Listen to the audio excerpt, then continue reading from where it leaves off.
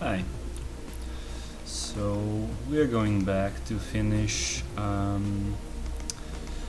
this piece that I did the sketch for last stream, which is again an alternate universe version of Samus. For the person who's commissioning me, they have a story.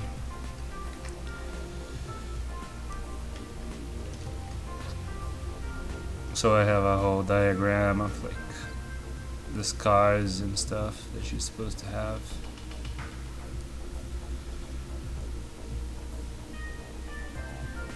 This is a color sketch as well, so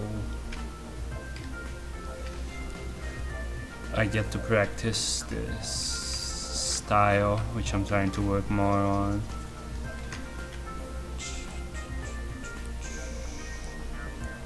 Alright, got my pencil. And as usual, I'll start not with the face, because I want to be warmed up by that point. Let's do this front arm. I'm thinking of doing this front arm actually in a separate layer, so I can master stuff behind it separately. I'm not sure if I'll do that.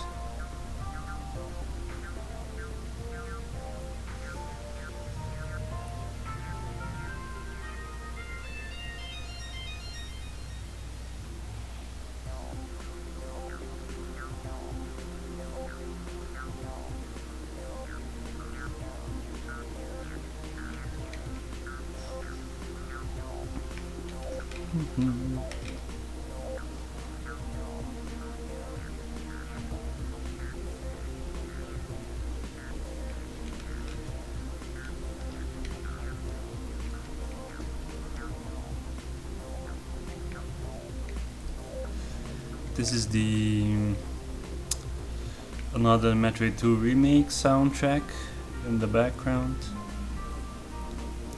I like it. It's very environmental, like, not environmental. That's like a direct translation from Portuguese, not correct. It's an ambient kind of music. Doesn't distract you too much. It has this kind of even, chill feel to it. So I think it's pretty good for streams.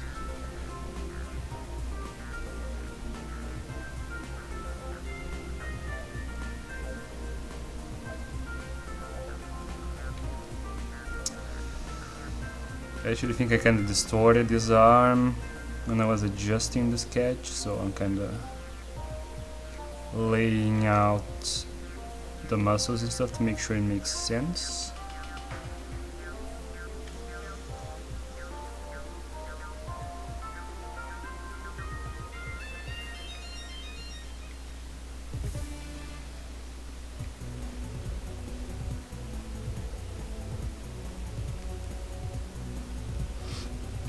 So yeah.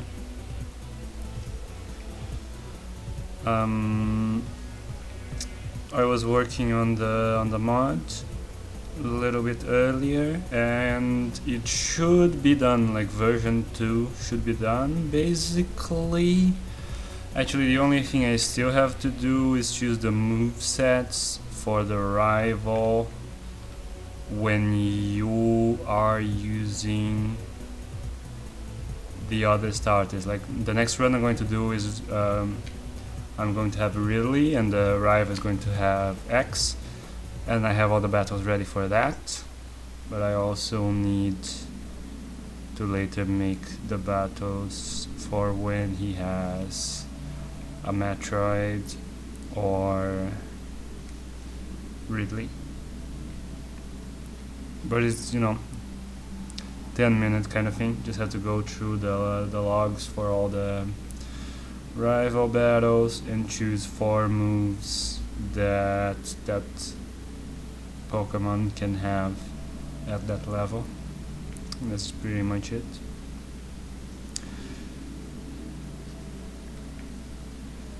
I learned from Mother Brain to not try to be clever with enemy movesets too much, because the AI won't use it well. So they're just going to be fairly straightforward movesets. Like if you have a moveset with only one attacking move and a lot of setup, they won't just do the setup properly and then start attacking. They'll keep kind of alternating between them and be really inefficient. Hello, what's up, Blagan? I'm hoping to pretty much do all of this commission right now on stream. Then this weekend might as well start playing Pokemon Metroid version 2.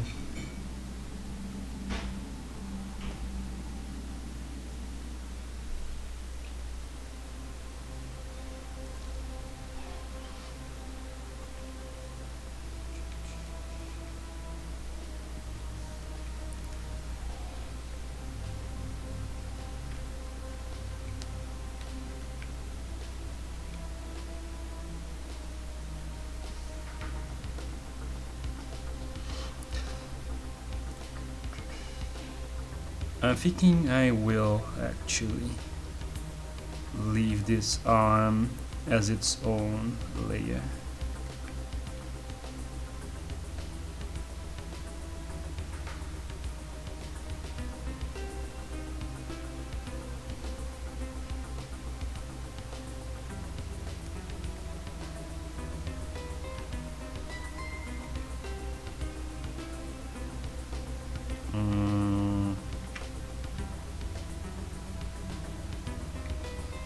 Have more of a fist.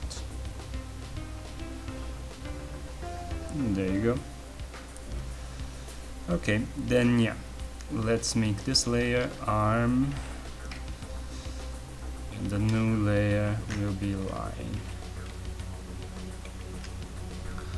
I've started setting a schedule for myself for working more efficiently from home. I'm feeling good about it. How are you doing? Yeah, I'm doing pretty good, I guess. Yeah, I think it's good to have a schedule. People tend to be more efficient under a routine. Part of that, you know, streams are also a way to make sure that I'm going to spend like these 3 hours just drawing. Because, you know, there's somebody checking on me basically. So kind of structures my day a little bit, and that's generally good for productivity. So earlier in the day I usually work on my other job, and then at what is 5 p.m. where I live, I basically eat something and start drawing, and then draw until like almost 9 p.m. And that's like a solid block of time where I make sure that I'm doing it. If my other job permits, sometimes I need to be available for it, or I just have a lot of work to do for it, and then I have to just do that all day and can't really draw. Which is why I don't have like a stream schedule, because I don't want to set out a schedule if I'm not super confident that I can make it.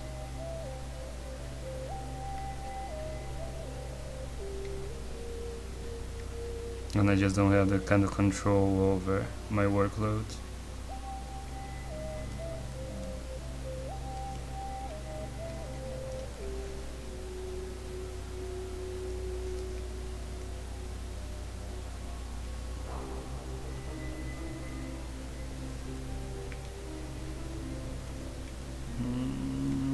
This looks a bit weird.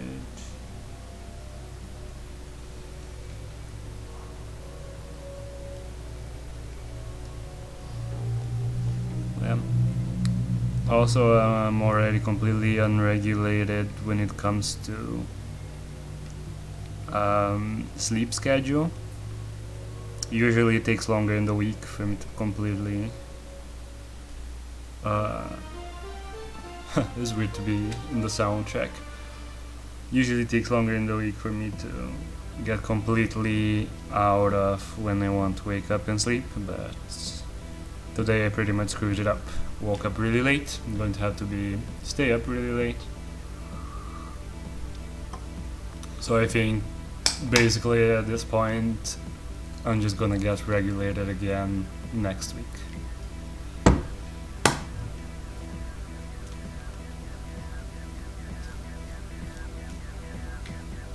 Which, oh well.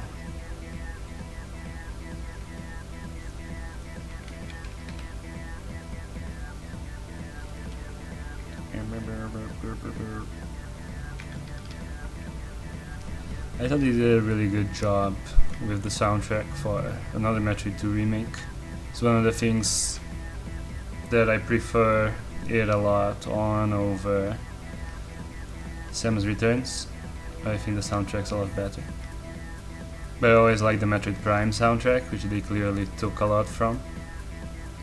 Like the samples are all very Metroid Prime-y.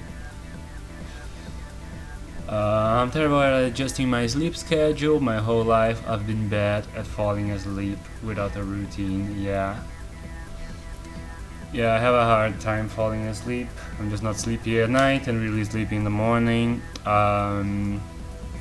Really exercising and getting a lot of sunlight are usually like the main things that help me with that, but you don't always have the time to do that. Sunlight's also really great for waking up, but it depends kind of what kind of window you have, like what direction your window is facing and what time of the year it is. But if you can wake up with sunlight, that's really good. You wake up not sleepy, like your body is already making the wake up hormones. Like if you wake up gradually and because of light. The same reason why you shouldn't stare at a screen when you want to go to sleep, because the light makes your body think that you should be awake right now. If you have a window that you can leave like with blinds on, but the sun will kinda blow through those blinds when it gets higher, that's a really good way of waking up. You wake up kinda gradually and you're not sleepy, and it's good. I can do that sometimes from my room, depending on the time of year.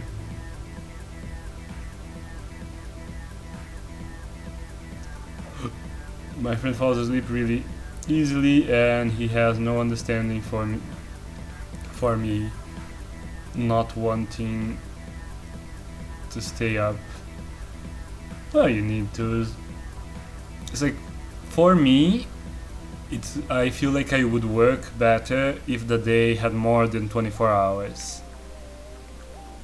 Like, it's not that I don't need to sleep 8 hours or 7 or whatever. It's just that I need to sleep that amount of hours after more than 16 hours. Like, I feel like if the day had 28 hours and I could stay awake to 20 then sleep 8, that would be great. But the day is not long enough for me to want to sleep again already. Because, I just work sitting down, which really doesn't help. Like, when your routine involves stuff that makes you physically tired more, then the day feels a lot better to sleep at the end of the day. But usually I want to stay up until 2 AM and then sleep 8 hours anyway. And then the next day I'm going to want to stay up until 4 AM and so on.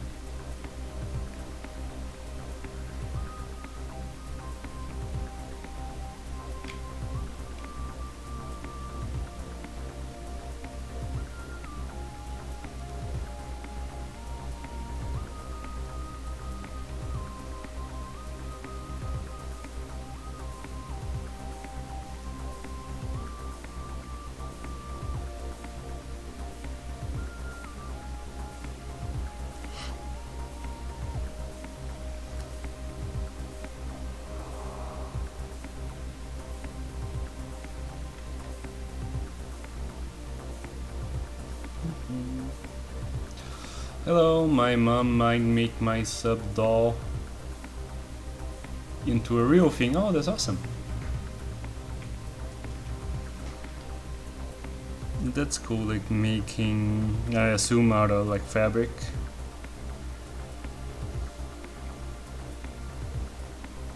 That would be a really cool thing to learn, but I need to have focus, you know. Get actually good at a few things instead of like playing around with a million types of things. But it's really interesting. I kinda feel like learning it, but then I have to kinda stop myself, like a lot of stuff.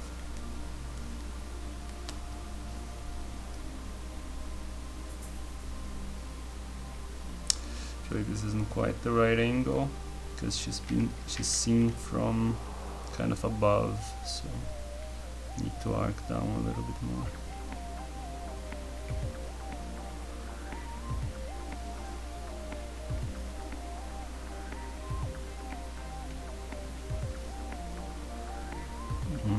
Okay.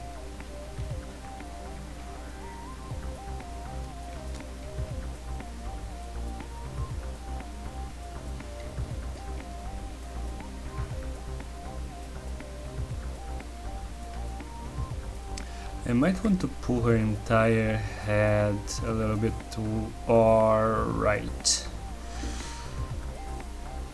Let me see.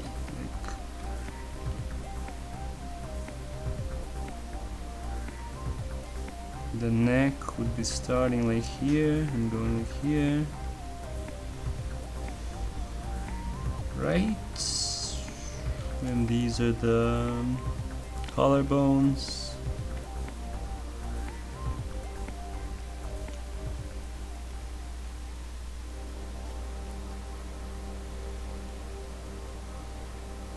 Then she's kind of slouching, I think's the word. So it's a bit forward, but is it that much forwards?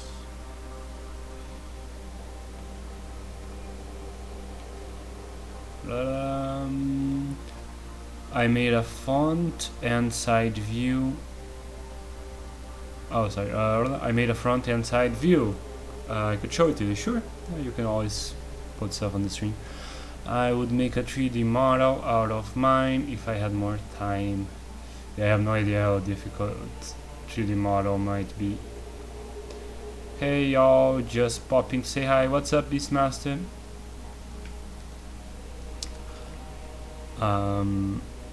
Yeah, 3D modeling. I think I might have mentioned this on stream, but when I was like a teenager, I downloaded like Blender very briefly, but my computer could barely run it.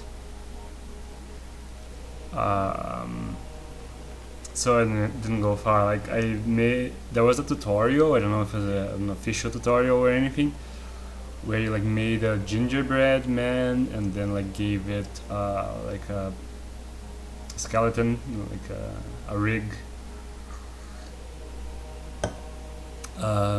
And that was the only thing I did because it was so kind of slow and difficult on my PC that I never really did anything more with it. Yeah, I think I'm going to move the entire head. Let's just pick it up. Boop. And then do it like here. Is this good? Maybe.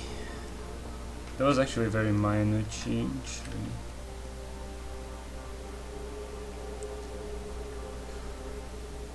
They had to be a little bit bigger as well, maybe. I don't think so, actually.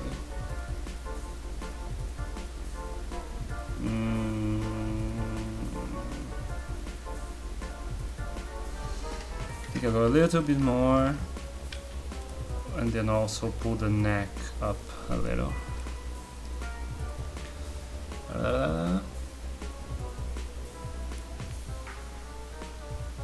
Rigging the skeleton is boring, nothing much. Can't stay, but glad to get a glance at what you're doing at least. Oh, that's cool. Thanks for stopping by. Also what Blarg said. Yeah, I feel like I don't remember that much. Like I was kind of struggling with everything because it was my first time with 3D modeling and also my last, as it turned out. But yeah, it's probably kind of annoying and difficult. Like I really like sculpting, but I don't know how much I'd be able to like translate that into liking 3D modeling, because I feel like 3D modeling is more different from sculpting, like a lot more different from sculpting than like digital art is different from traditional art. Just because there's no interface where you can just put your hands, you know, in there and model something in 3D. It looks like it's a lot more mathematical and deliberate and less, you know, you can just be like kind of tweaking stuff in the way you would model something out of clay.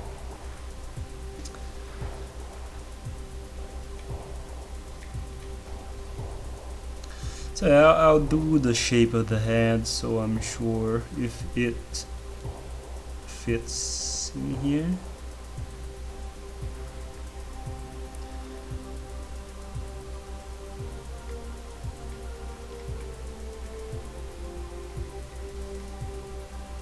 Sometimes you have really thick lines and it looks like something fits, but then you narrow it to the final lines and you're like, oh, that didn't really work actually. But I feel like this seems fine.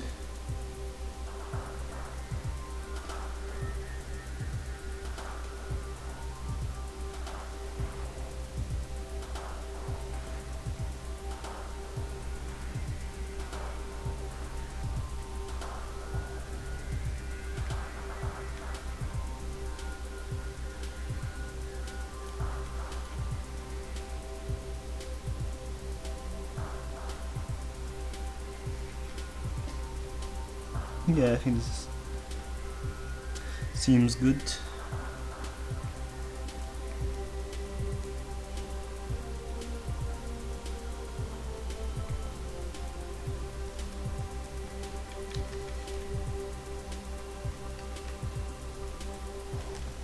Yeah, right. Pretty good. There is polygonal modeling, which is good for buildings, and there is sculpting modeling, which is better for organic shapes, and it's more like clay but with a mouse.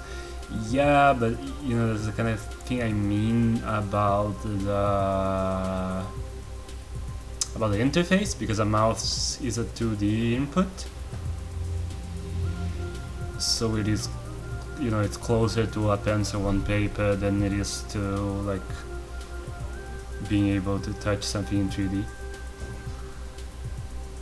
I know there are some crazy like pens that are like they're on a crane kind of thing and then a stand, and then it like calculates the rotation of all these joints and stuff to like be able to tell exactly where the pen is, and then there's like a pen in a digital 3D space basically, doing the same thing and like modeling whatever you were modeling.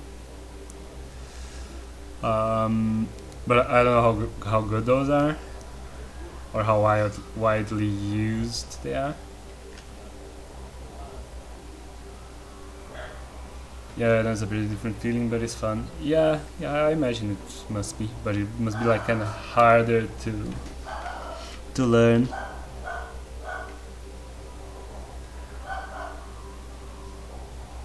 Figure it's a lot of work.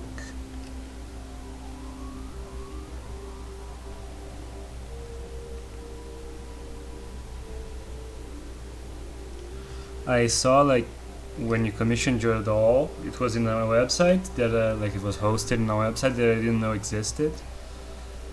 I don't remember the name. You can put it in chat if you want, but it's a website where people like host 3D models, and there was some pretty good stuff in there. Like, so people were doing 3D models that look like 2D art because they have like shaders and stuff that makes it seem like a drawing from whatever angle you look at it. And there's some really good ones, like better than I've seen in games, which, you know, when you're making one pose for one character, it's probably a lot easier.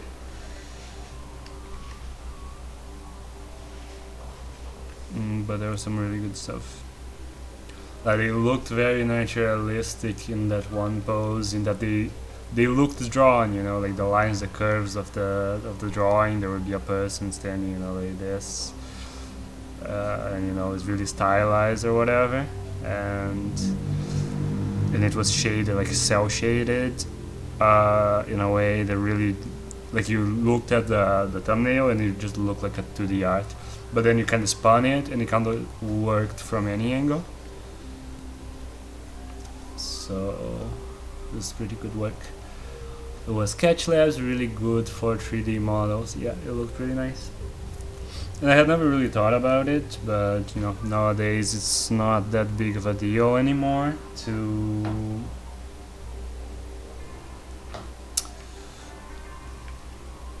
share like a textured, high quality 3D model. You know, it's not that heavy, so it opens pretty fast. Not that heavy to either, you know, load or to run on a browser.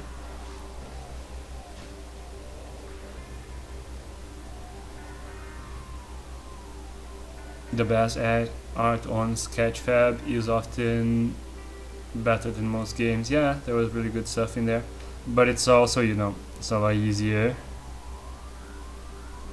to have one model will work in one pose than to have it be something that you have to rig and have a bunch of animations and be looked at from every angle. You know, there's so much to think about in a game model. Have it be readable from far away, where you can tell what's going on with it whenever it does any animations.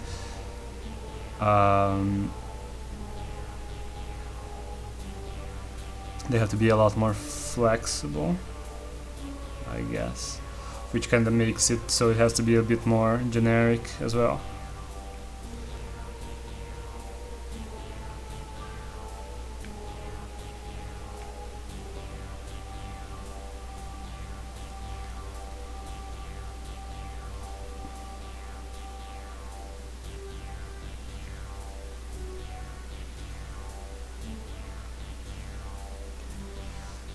So one thing that I'm going to try to do with this is get used to doing for future work is to draw a really basic sketch with like the first go at it, basically just draw the thing at very simple shapes so I can tell if it works or not, which I just haven't been doing enough. Saves you a lot of work fixing things.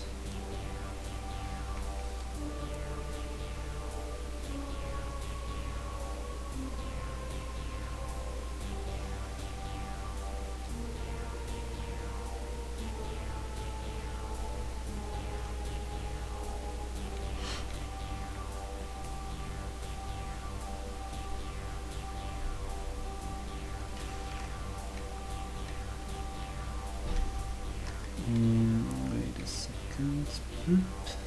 And then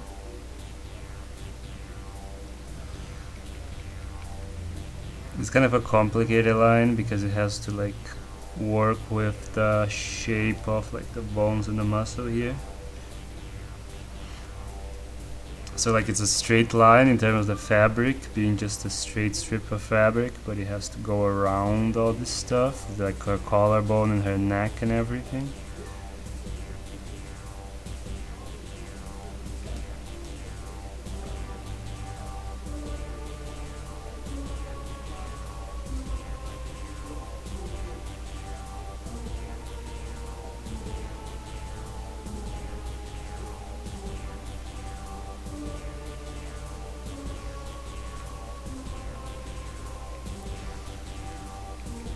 Okay, move up.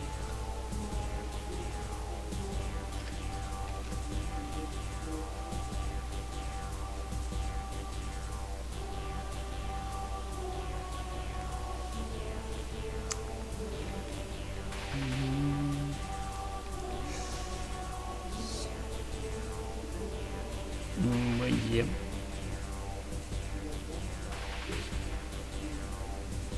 But I feel like 3D art, there's so much more that's possible nowadays. And I feel like there could be more games taking on different visual styles at this point. Like I get that like AAA games usually go for realism because that's the one that first a lot of people are working on. Is always going to be like the most prevalent art style, so you can get a lot of people to work on it. You can get a bunch of assets that already fit that style. But I feel like at this point, like 3D animation, like movies, have been going a lot more flexible. Like they look more like 2D animation, that they get to be more stylized nowadays than they used to. They used to be very literalistic, like early, like the first Pixar movies, like Toy Story and A Bug's Life. They were like about bugs and toys because they are very rigid and like jointed. So it was easy to do that. And then they just kind of went to stuff that kind of looks almost like claymation, in that the humans were very, they made perfect geometrical sense, you know. They work like a sculpture of a person basically, with like a realistic texture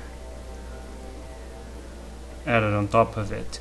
But if you look at newer stuff like Luca, they are being able to implement a lot more of the kind of abstraction that 2D animation has, where the character, you know, the way their mouths work kind of depends on the angle you're looking at them from. Like if you pause a frame of that, if the character's like here and it has a mouth like what? Like you couldn't really spin this and have it work from like a different angle quite as well. Like if you get from the mouth is like from the side, like it wouldn't be quite the same thing. You'd be like seeing, I can't even like draw it, but you know, like it was made to be seen from one perspective. And like you can have a stylized hair that doesn't, they can just look like this or something, and then if you spun it, like it would not really work in the same way. Then it would just look like a sculpture. But the way they do it, like it actually works because it's like an algorithm that changes the shape depending on what direction you're looking at it from. I haven't seen like games that do that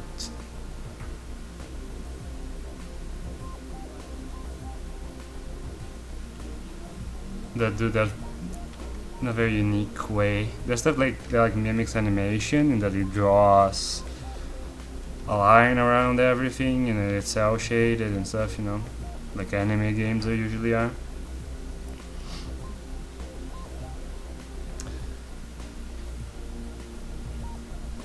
Rip Salty Decay just got erased from existence. Oh, okay.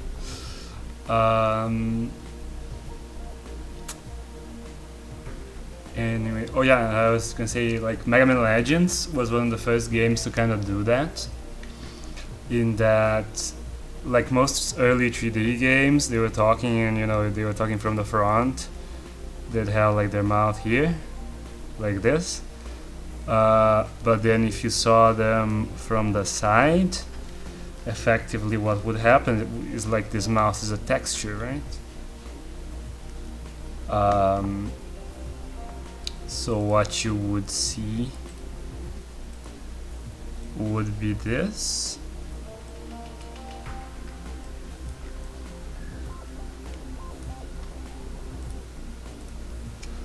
If it was drawn from the side, like either this or they would had like do a polygonal mouth, which would be less detailed and not look as good because they were, you know, it's a low poly game. But what Mega Man Legends did was like this texture wasn't on the model. The model just had like a pointer of like draw the mouth texture here at a scale related to the distance that it's from.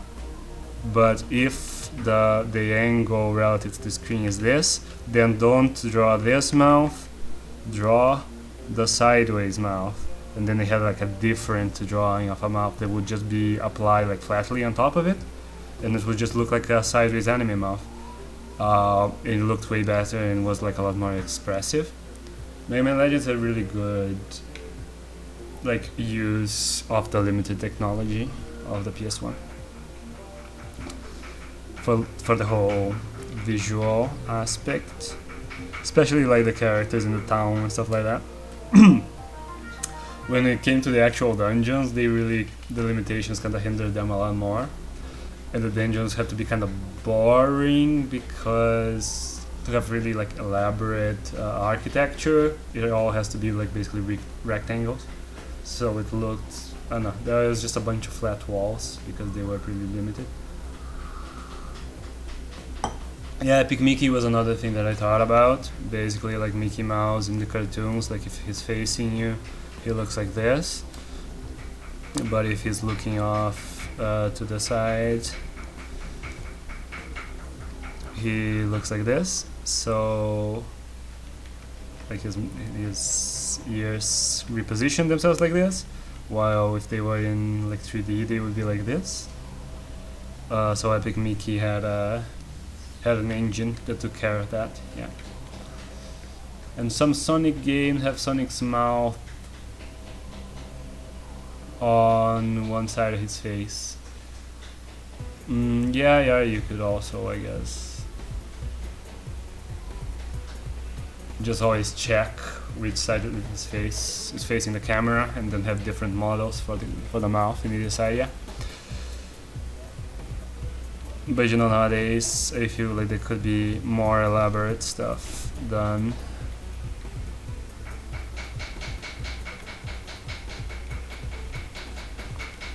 For that kind of stuff.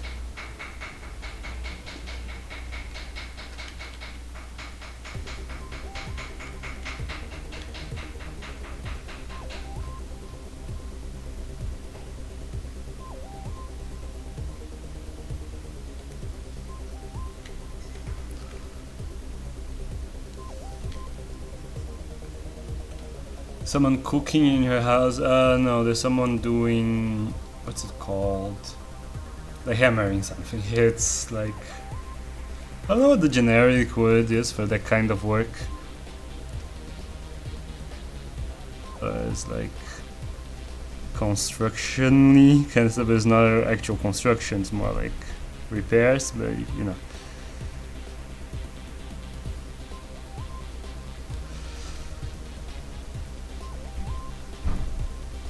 So yeah, sorry, I hope that's not too obnoxious, but I can't really do anything about it.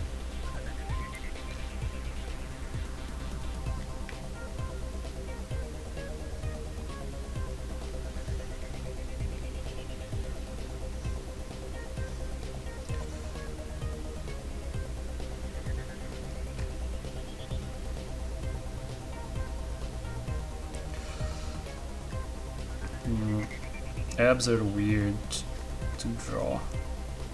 Maybe I should just draw it like completely and then simplify it.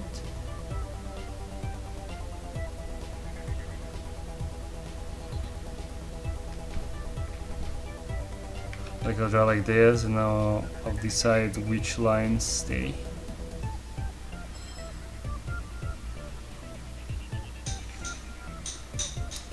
It's fun to hear about how 3D stuff emulate cartoon styles, yeah. Yeah, and I would hope over time, because you know, in something like Luca or like Guilty Gear Strive, that they look very nice, but they still, you know, the way they're having more personality and abstraction is all by emulating the kind of personality and abstraction that 2D art kind of developed organically, and then like 3D is imitating it. I would hope 3D could, you know, generate kind of its own identity separate from 2D art at some point.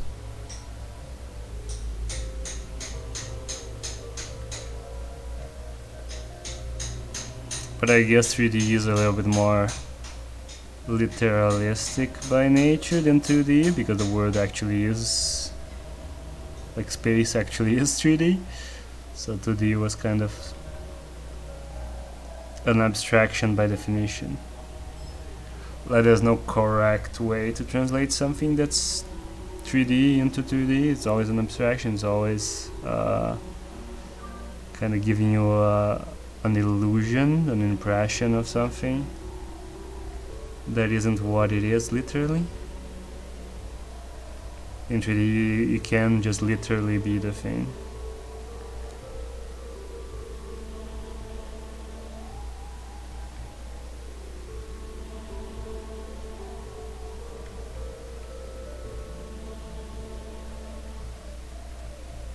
So I guess that comes less naturally for it. I watched a good video about Wind Waker, about how the lighting works and how color palettes are hand-picked for different areas and times of day. Yeah, that's really cool. Yeah, I hadn't thought about that with cell shading. I guess you have to like tell each texture and each object what its lit color and its shaded color is going to be. It's not really like just having a texture color and then applying a light source. That gives you a lot more creativity, I guess, because you don't need to have them all react to the same thing. Like, if the light's kind of blue, it's not going to add the same level of blue hue to every object. You can just tell each one how to react, and that lets you be a little bit more creative. And just, you know, bend the literal rules of lighting a little bit to make a composition that looks nice. Wind Waker still looks really good, especially if you play it on... Like, I think Wind Waker looks best like the original GameCube version played in Dolphin in HD. I don't really love the bloom lighting that they put in the Wii U release. I don't think it adds much to the style.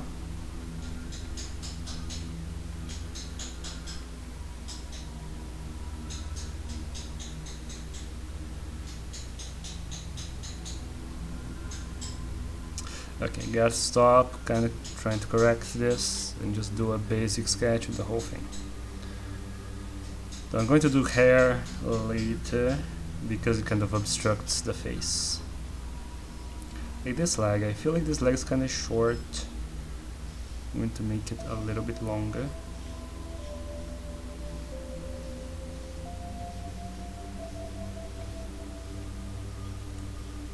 I think... Yeah, I'm going to reposition this a bunch actually.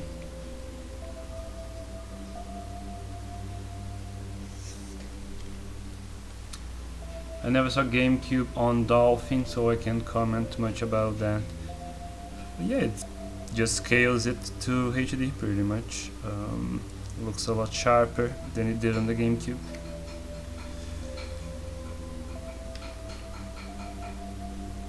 Because pretty much perfect emulation. Dolphin's really good.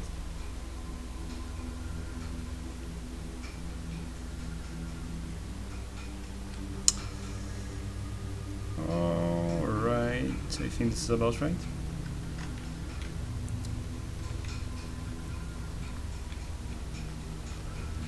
So a lot of games just look best on Dolphin. Like Mario Galaxy looks really great on Dolphin. Like it's a beautiful game and has like really good models and textures and lighting. So it really benefits a lot from high definition, so you can see how good it looks. Like some stuff you might scale up to high definition and start noticing, you know, the imperfections or the lack of detail, but on Mario Galaxy it just looks amazing. Like the standard definition of the Wii really didn't do it justice. I downloaded Dolphin just the other day to catch up some games I didn't have. Yeah, that's good. It's a really great emulator. They do great work.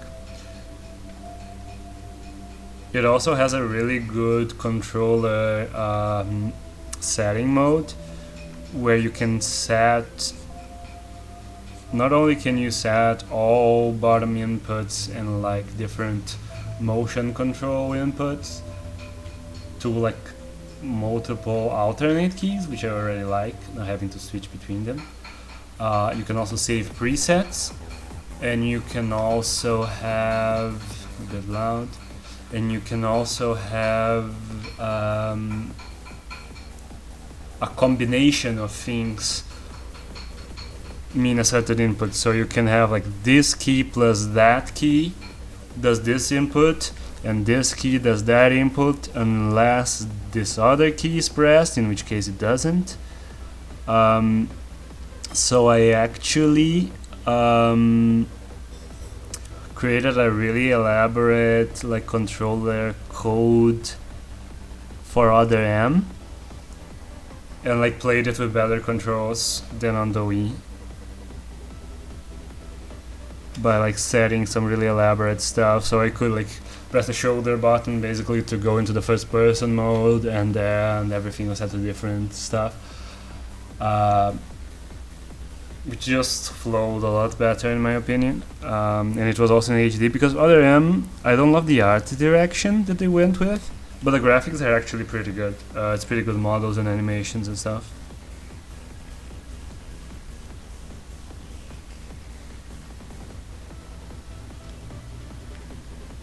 But yeah, I basically played like improved Other M HD and still wasn't very good.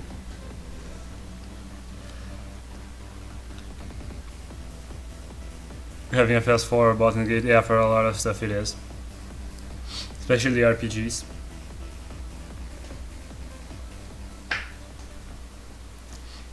A friend of mine was talking about buying Persona 4 Golden on Steam, and I suggested just playing normal Persona 4 on emulator, or Persona 4 Golden on a Vita emulator. I'm sure, like I haven't emulated that, but it probably exists.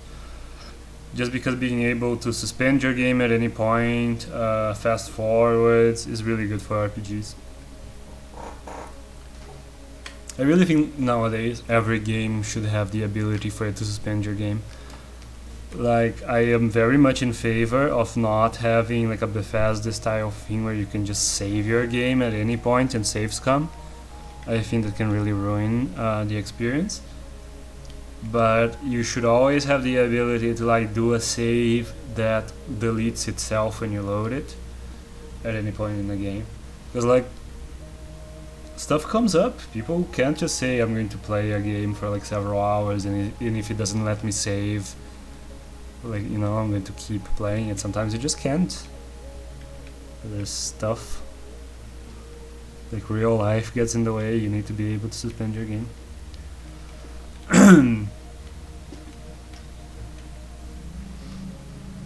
So save states always let you do that. Like, I really recommend against save states. Some people play stuff with save states and they get into like a bad habit, or where they start abusing the save states and the game just becomes less fun. But they're really useful for that. Otherwise, I don't really recommend using save states. The games are balanced to have a certain level of difficulty.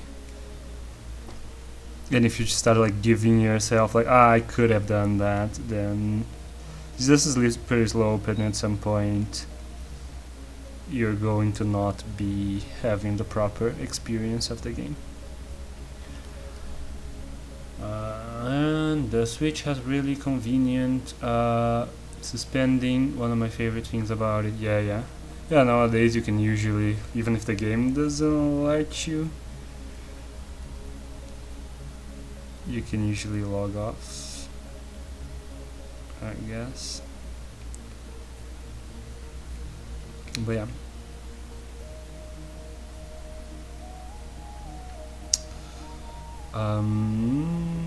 What's he do?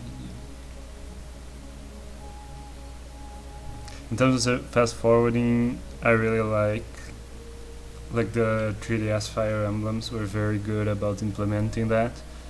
Where it was one of the games that I thought worked better on emulator, were like the GBA Fire Emblems, because I usually fast forwarded through the enemy phase. Because you don't need as much time as it takes to happen to like understand what's going on.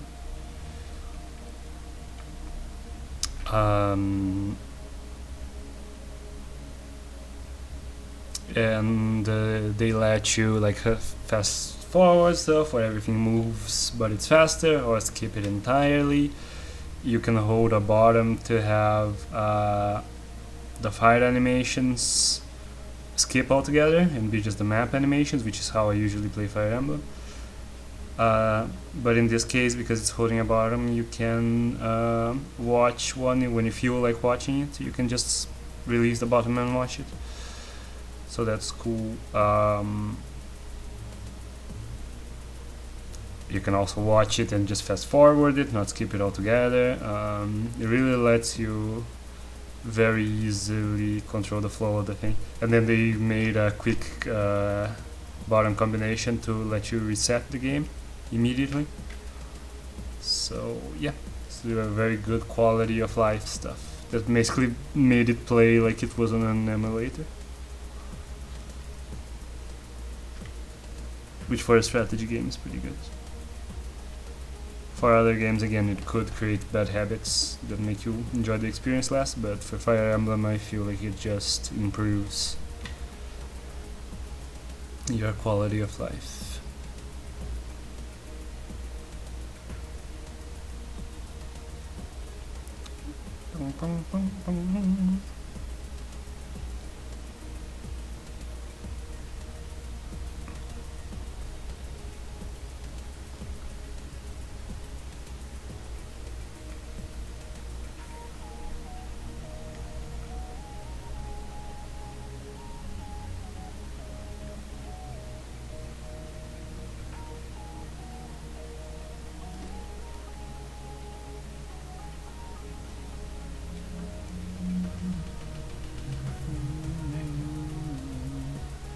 It's a really good soundtrack.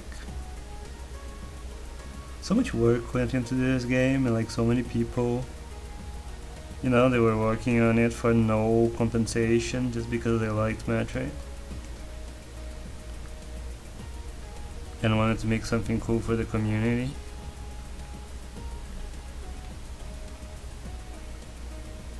It's like, even if Nintendo was already making a Metroid 2 remake, it still really sucks that they took it down.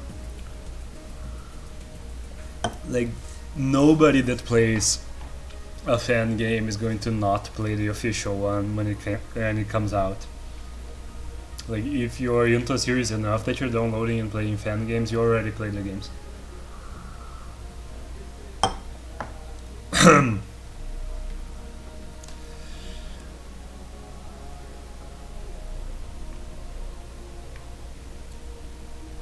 It's just a very close-minded, controlling way of thinking.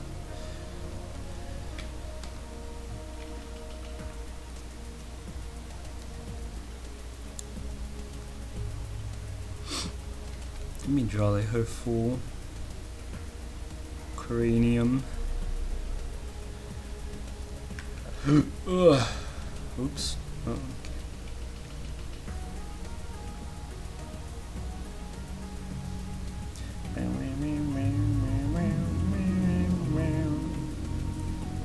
Currently bald, yeah.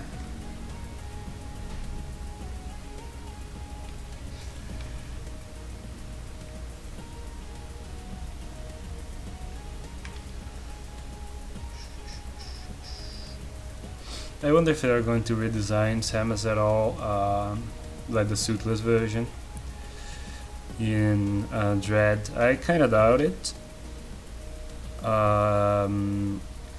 Zero Suit Samus is very marketable.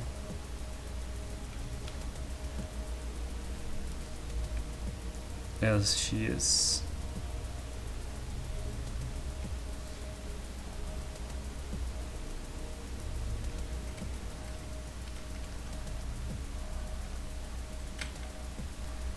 Because there's the general trend right now in games is making female protagonists less over sexualized.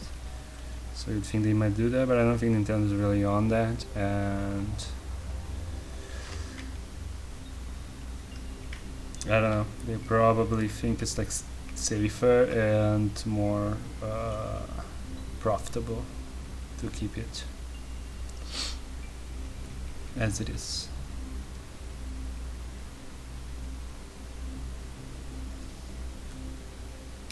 Although there is this really concerning thing where companies, I feel like right now, they kind of do stuff that's going to trigger really, I use the word semi-ironically, is a really shitty word, but they do stuff to annoy and outrage the super nerdy kind of guy that gets, the things that's like a culture war, trying to make the video game women not sexy enough. Or, have not every character and everything be white. It feels like they do stuff to annoy them on purpose because they're a good enemy to have. They're really loud, but they really aren't a lot of people. You can lose their business very easily. But they don't feel like they're a minority because they talk so much. They have the circles where they are, but they really are a minority. Corporations wouldn't be moving away from their personal preferences if it wasn't profitable to do so. It is. And it is also profitable to have them complain about stuff because people think that if you, look, this person being really bigoted, they hate this thing, so the thing must be good. And not really, but okay. So it became just a marketing strategy to upset incels, which kinda sucks. It's very self-congratulatory. You will upset them by just doing good things also, but sometimes you feel like they really are, seeking it out and highlighting it to create a narrative of you have to buy our product because then you are against the bad people,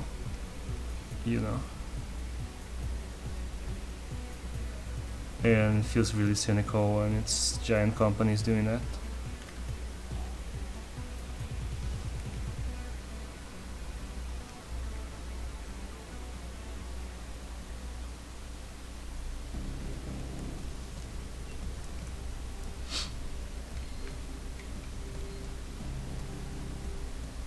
Whatever they do, there's always going to be one of those guys raging and thinking it's an attack against traditional values or whatever. But I never see those guys out in the wild. I always see people who disagree with them sharing screenshots of them. So it feels really artificial. Because there's 5 of those guys, and they just get used to market stuff to other people. Gotta wake up in 7 hours, help. Yeah, you should probably go to sleep right about now. 7 hours is a good healthy amount of sleep. Less than that starts being not very good. It depends from person to person, but I usually try to sleep at least 7 hours. In college I largely slept less than that, but doesn't mean it's a good idea. 6 hours fine, 7 hours is painful, 8 hours is fine. Yeah, I get that. There's an amount that now you want to have a full night's sleep. So when you cut just short, it's wrong. Also, there's like the cycles,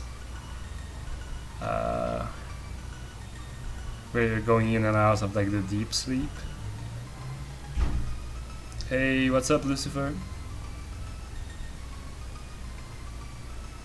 I'm drawing an alternate universe Samus for a story that someone's writing.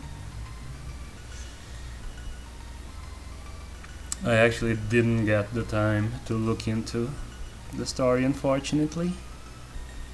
I was trying to, but my other job has been kind of keeping me busy, and you know, when I'm done with that, I just want to go straight to drawing, because I would like to be a little bit further along than I am.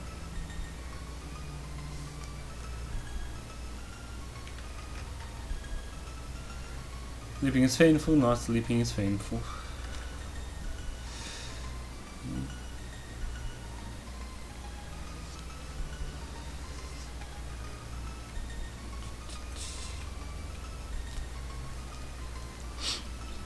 Yeah, I'm bad at sleep. I always have to plan out my day to try to be sleepy at the end of the day. And then like I have a bunch of tea or like hot milk or something. I always try to like induce sleepiness.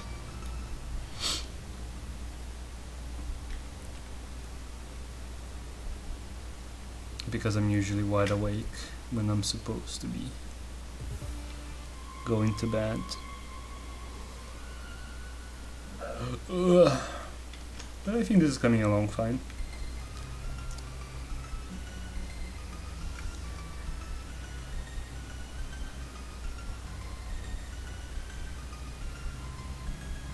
I haven't decided on the color. I think I'm going to go for like a purple, kind of a muted purple, like the Nintendo Power design. But we'll see. Changing a color is the easiest thing in digital art.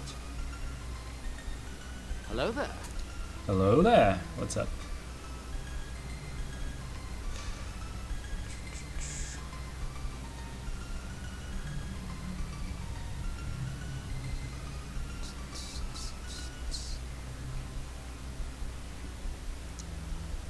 So yeah.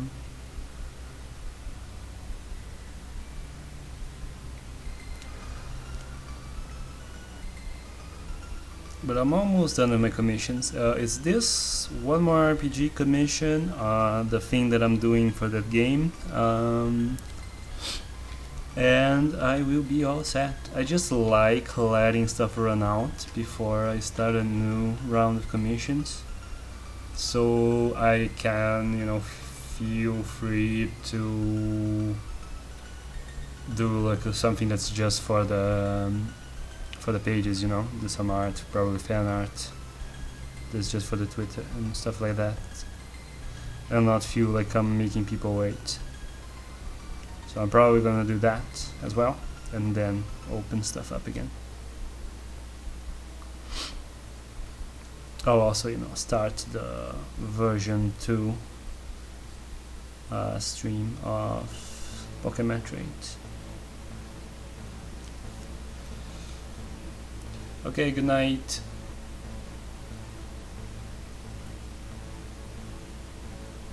I'm gonna do some school stuff and then sleep as well.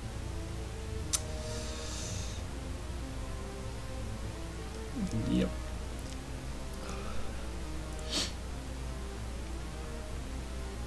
I really don't have a lot of viewers in my own time zone, so it's usually like Europeans who go to sleep about now, and then like North American people for whom this is kind of early, like people are still at work or school or whatever.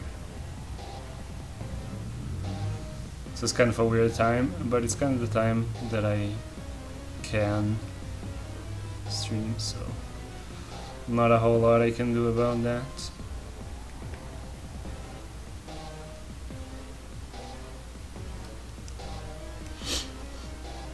I guess that's why a lot more people watch the VODs than actually watch live. I'm always surprised by how much more people watch the VODs.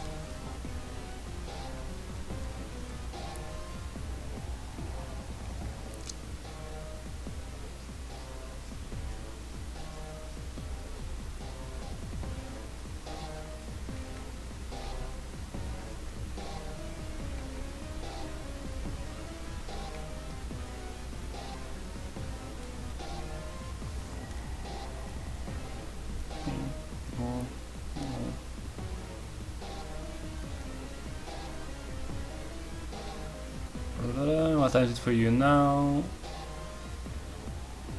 We're in the same time zone, yeah. Yeah. For me, it's 6:16 p.m.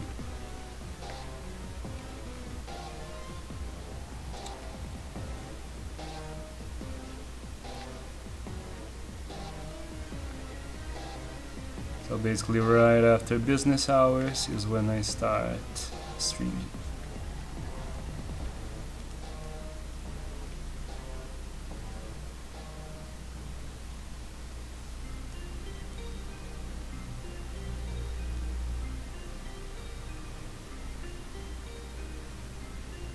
Which would probably be, you know, a good time to stream for people in my time zone, but not that many people in my time zone.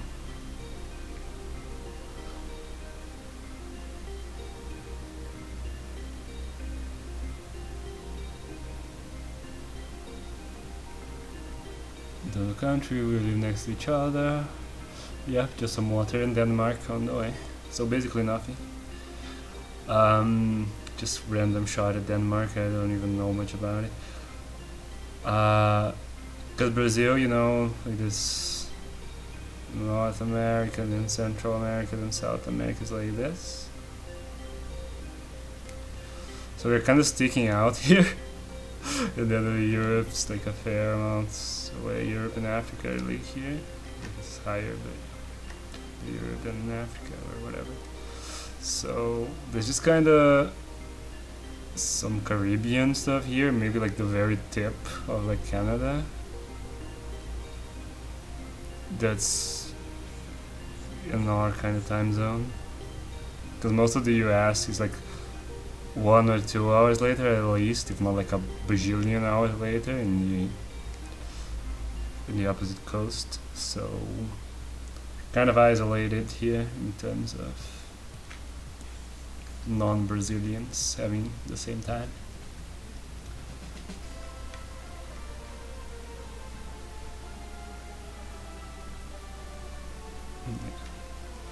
I don't have that great of a map of Europe in my head. Let me try. It's like Portugal and Spain, then there's France and Germany and Italy, like Sicily. Then what's here? It's like Belgium? No, wait. Where's Belgium?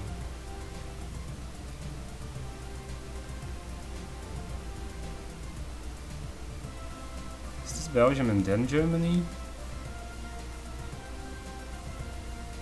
I don't actually know. And wait, is there like a Switzerland here? And then here's Germany and like Belgium? I don't know. And England's up here and Ireland. And like then a bunch of stuff that I don't know.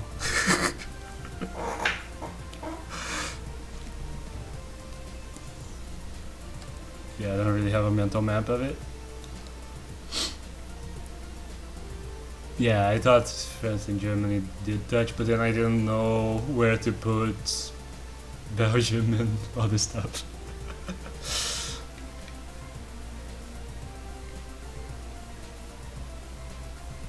Yeah, I don't really know where they are relative to each other. It's how to visualize maps. John Europe. Yeah, you probably do a better job of it than me, though, because kind of far away.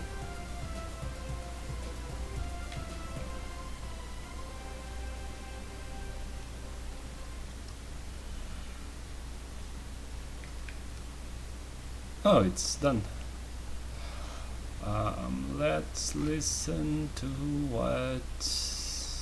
Oh, there's one of just relaxing atmospheric music, so let's do that. Oi, sorry about that.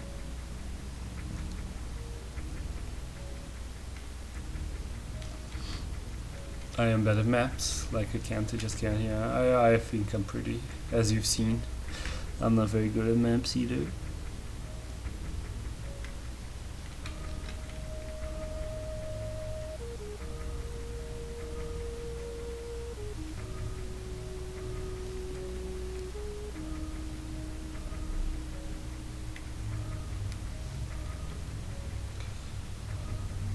I wonder how many, if there was like a globe without the names. I wonder what percentage of countries I could get right. I'm sure that there's like a game for that on the internet.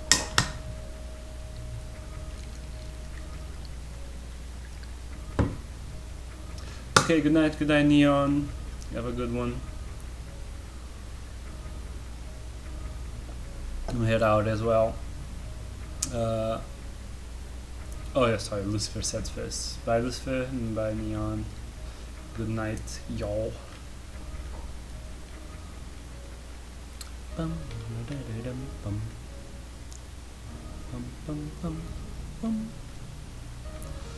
Maybe I'll like start a Pokemon stream on Saturday so I can do it earlier, since a lot of the regulars are European, so you guys don't have to stay up late. You can start like 2 or 3 hours earlier.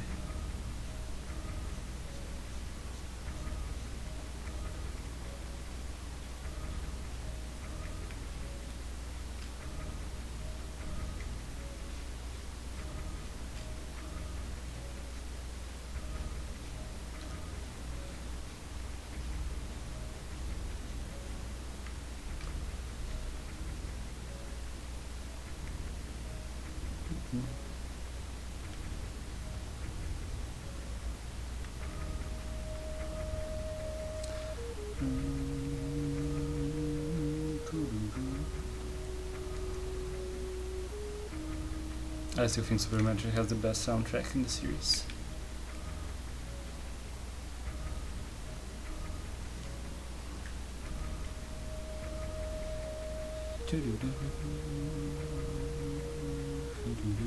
I always draw this shape on the knees.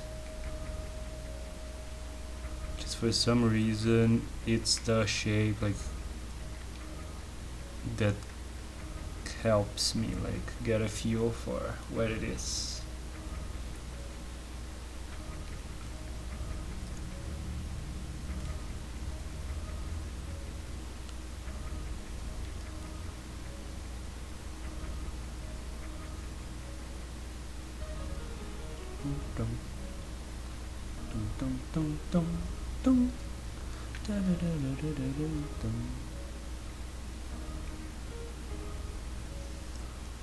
I'm kind of liking her with no hair, but the person did specify a hairstyle.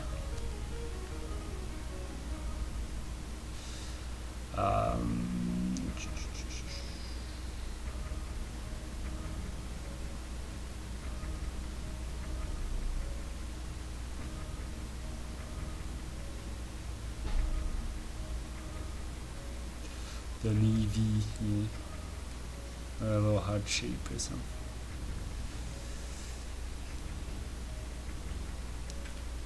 So the kind of habits that you end up developing. I changed the position of the hand. Actually, I'm going to. I'll just do a boop, boop. Place it here. There you go.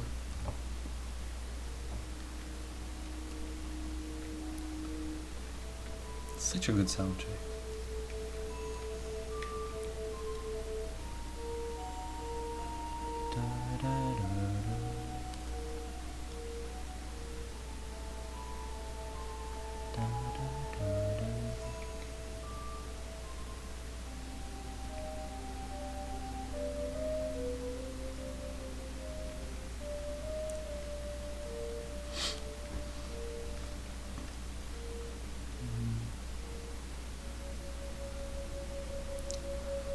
Now let's do the big shapes.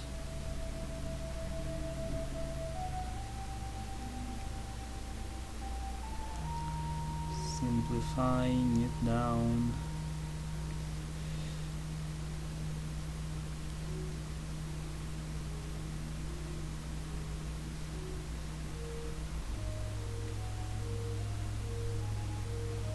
Okay.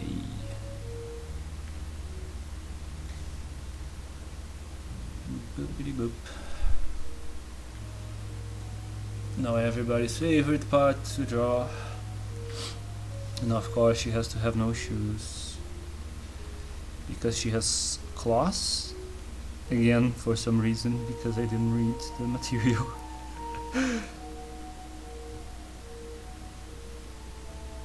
I hate drawing feet.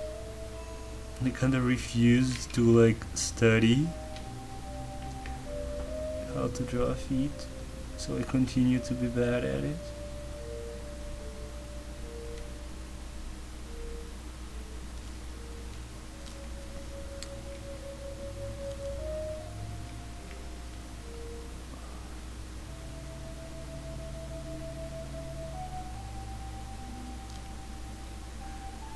Thankfully, this is a color sketch, so I get to leave like stuff like the toes just a little bit, you know, abstracted out.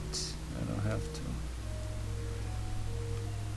eventually like commit to a super solid line.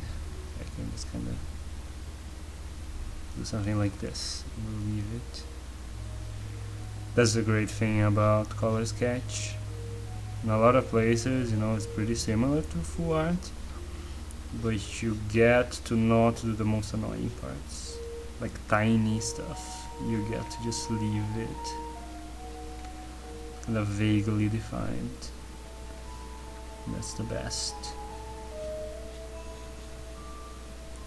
You don't have to polish every little detail. You get to focus on stuff depending on the importance, you know. You polish important stuff really well, and stuff is kind of off to the side, you can just kind of leave unfinished.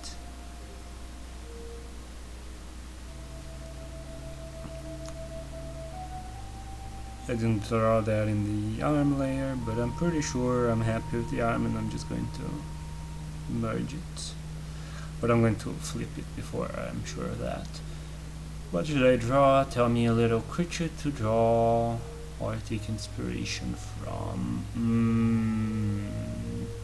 What about a salamander? Or like a gecko, one of those geckos that runs in 2 feet, you know? Some of them run over water. Have you seen those? That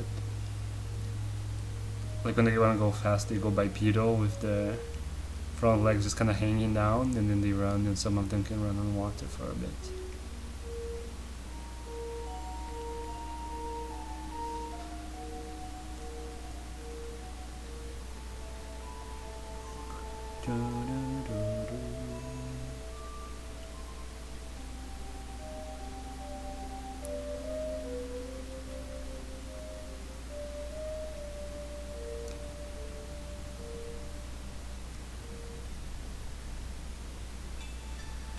Okay, that's terrible.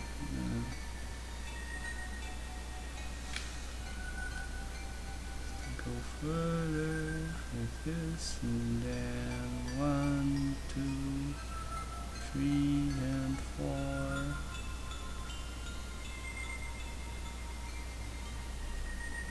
Well, they're going to be claws. The claws can kind of hide it. Oh, this is terrible. Oh god. Oh no. That's not a foot. That's nothing.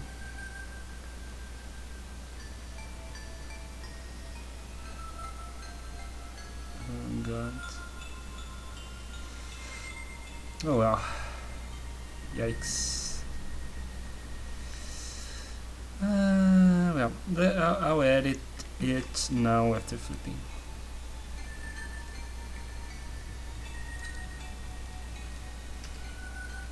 Alright, how's this looking? How's this looking? Really, I feel like the foot looks less bad now that I flipped it. Maybe I get in my own head.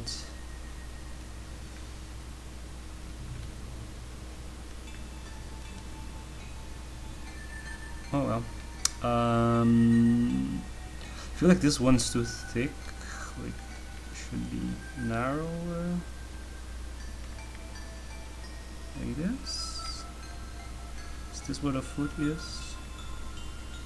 I have never seen a foot in my life. I'm not even sure they exist.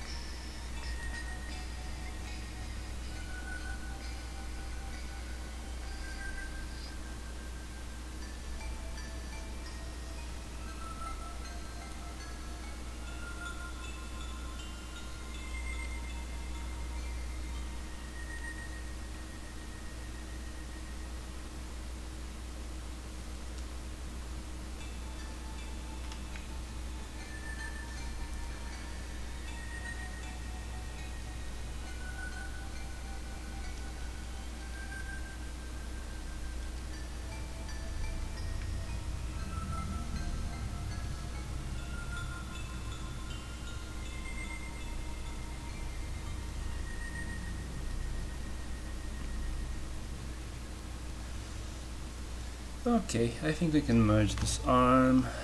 It's fine. Not that there isn't anything to fix, but it's not like the general position or fully resizing it. So it's easier to fix it in the same layer.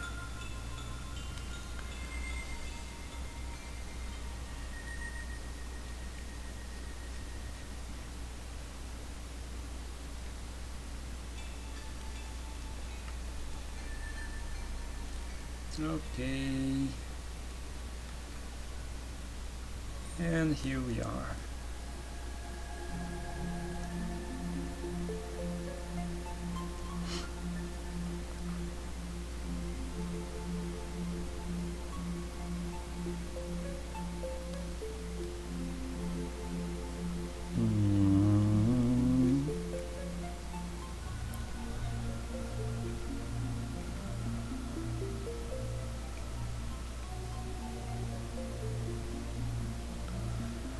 Okay, I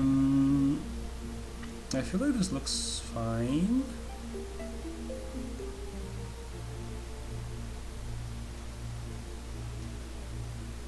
Right, are these outlays okay? I feel like they are.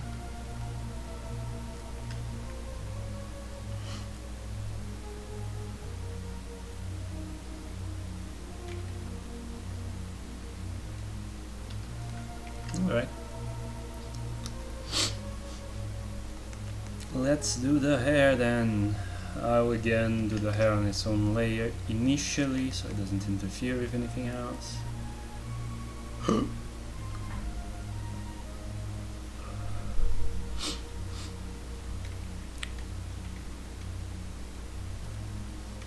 Here's another thing that I prefer to sketch than to full art.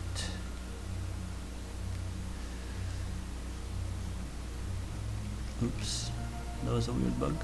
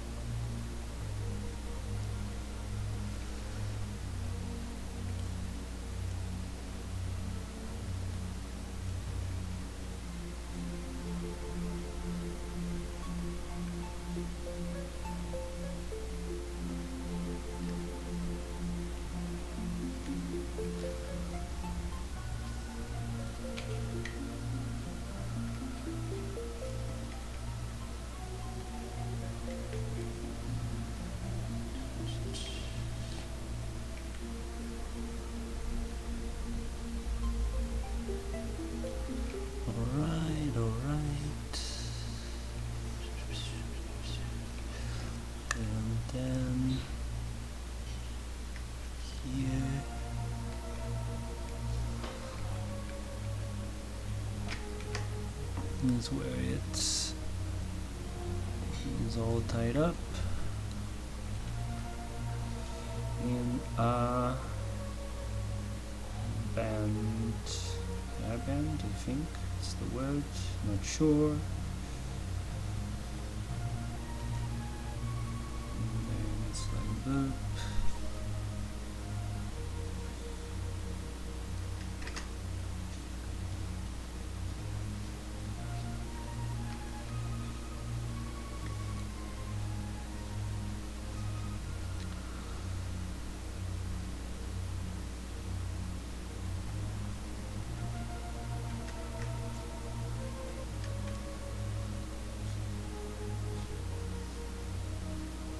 Alright, getting rid of the sketch now.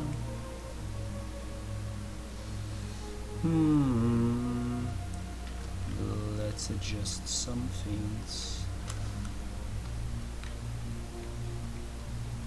Some laugh. That's good muscles, thanks.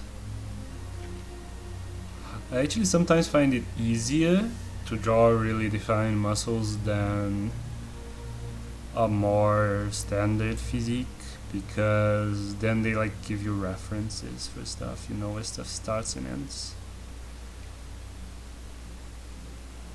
So I enjoy drawing muscular characters. It's fun.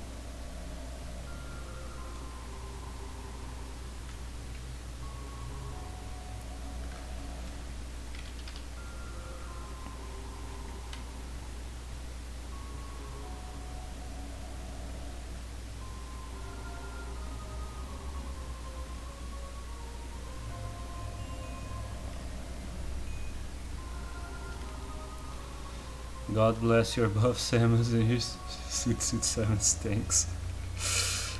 Yep. This one, you know, is not even my concept. This guy is writing I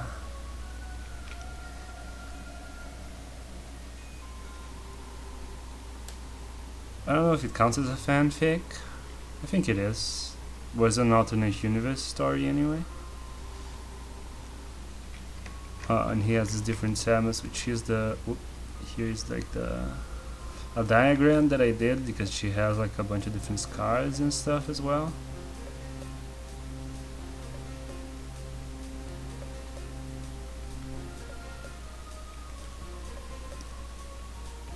So yeah. Wait, I'm still in the hair layer. I just wanted to do this. Okay, back to the hair. Yeah, I feel like that counts as a fanfic. I'm really not like in the fanfiction sphere. I've never read any fanfiction really.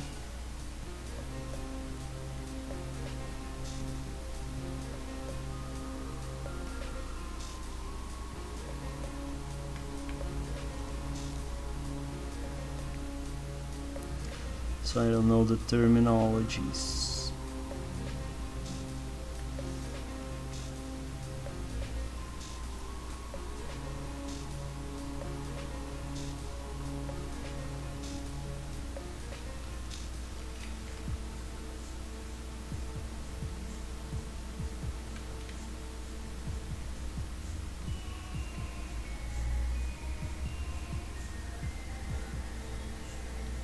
But a fanfiction with both Samus?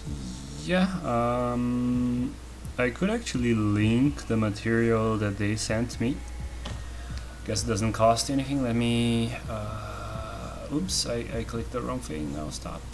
Alright, let's go to Twitter, let's go to DMs, let's go to them, and let's get the thing. Wait, is this?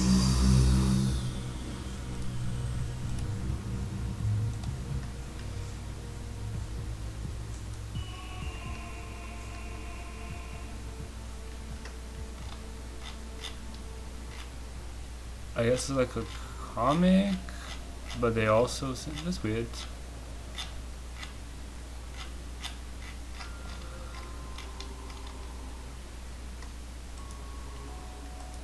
like a comic, but they also sent me like a paragraph that was like describing this version of Samus. Maybe it's like the scripts before they make the next part of the comic. Anyway, there it is. I haven't gotten to read it yet. This is like a lower tech version. Seems kind of Fallout-y.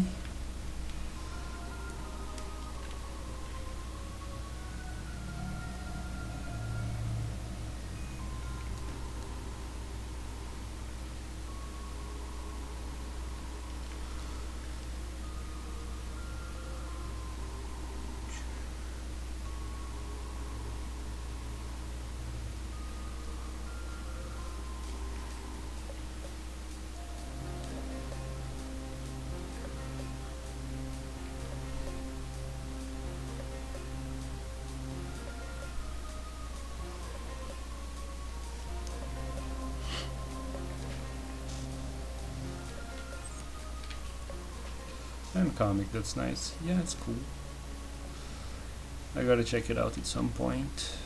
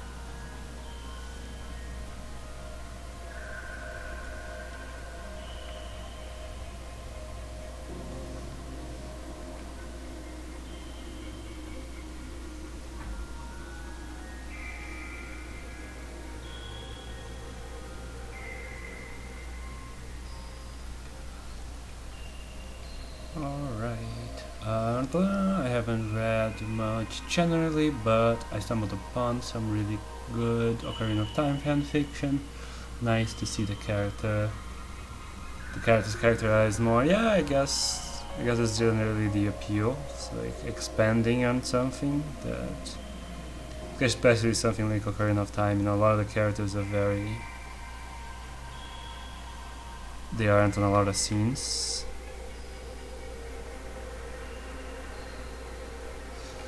So you get to add stuff.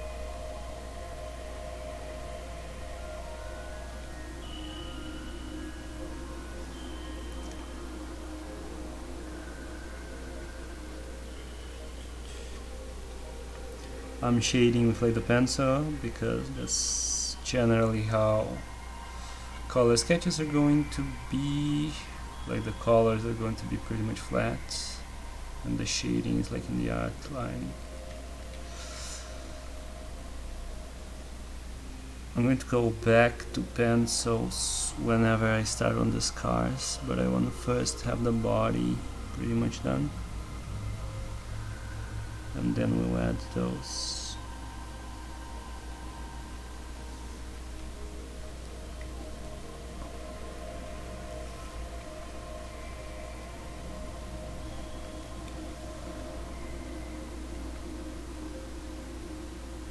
We're also kinda adding less detail to the arms than maybe I could, because I'm going to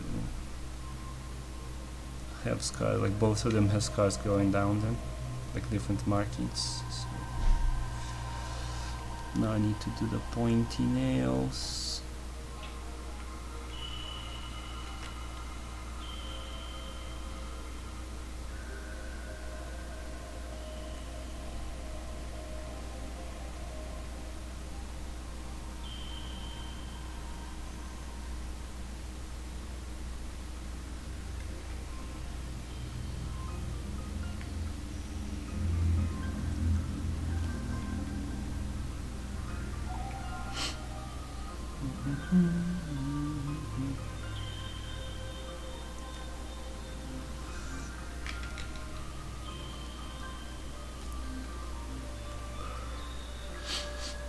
Hi Orlek, what's up?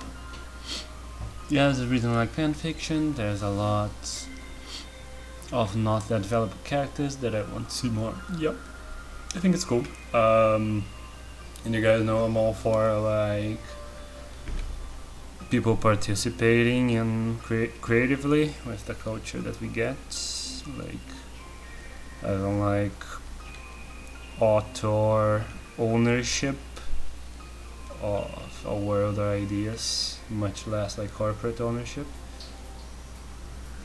I like people adding stuff and engaging with it in a creative way and not just consuming it.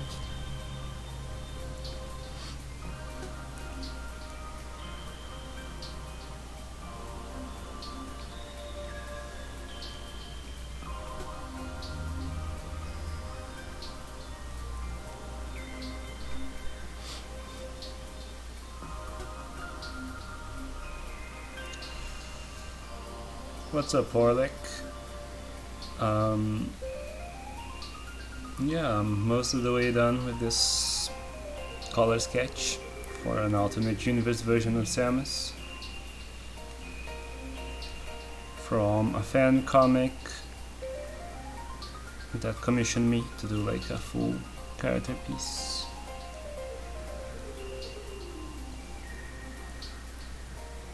So that's most of the base body. I feel like the legs could be more detailed,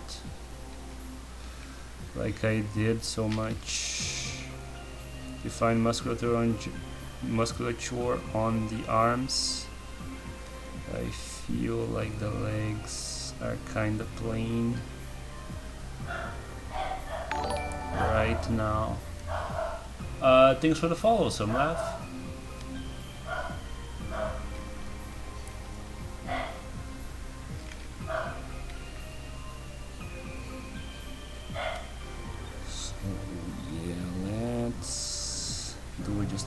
I don't want to, like, just outline the muscles completely. Kind of shade them in. That would be a little bit more natural.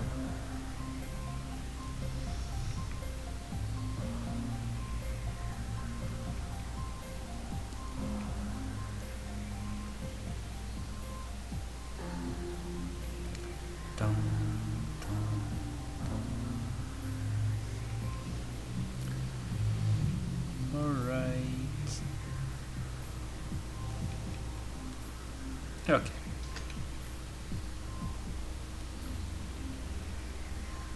Feel like this is good enough for the base body.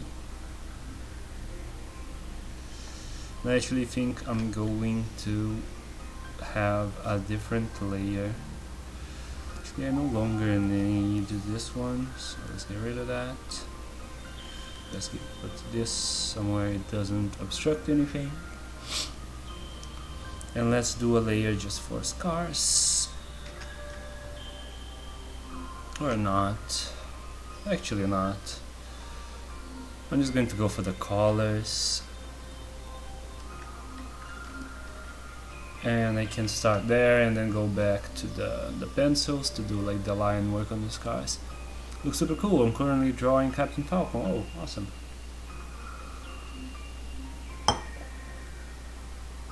Yeah, I'm pretty happy with it. It's for someone else's project, but I'm pretty satisfied with how it came out. So let's get some colors going. I'm going to get rid of the transfer property of the pencil, and let's get just the base colors on, then, because I don't have like an idea yet of how this is going to be colored. Let me see something.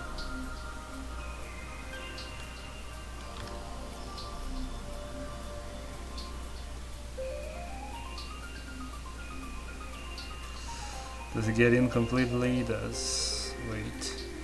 Let's try a lot less.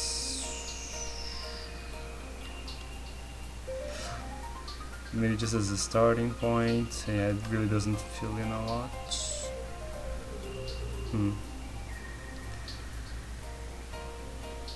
Yeah, not gonna help, but oh well.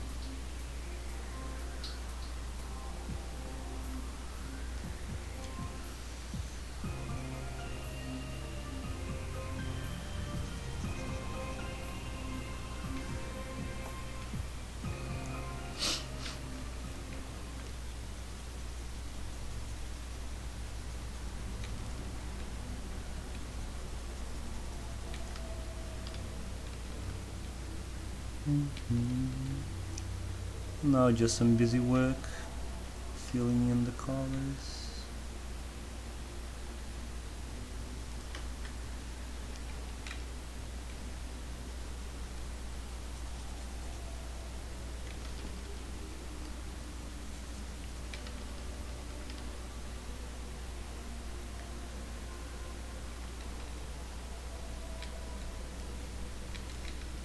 But I still don't even know the colors of the clothes, let alone what kind of temperature and contrast I'm going to want.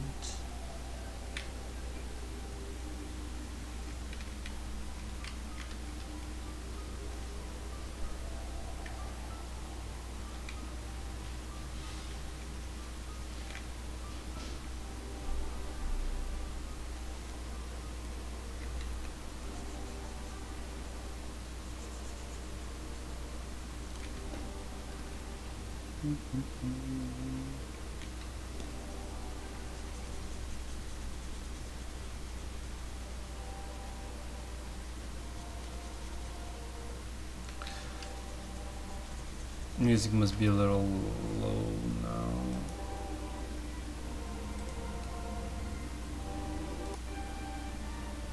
Why is it so low?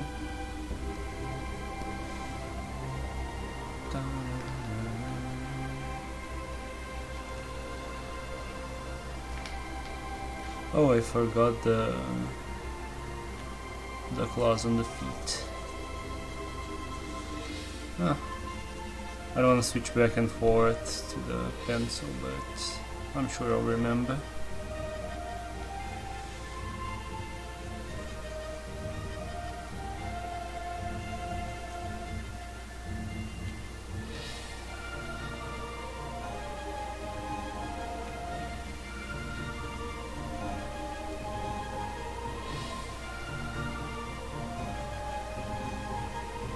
Okay, just one arm left.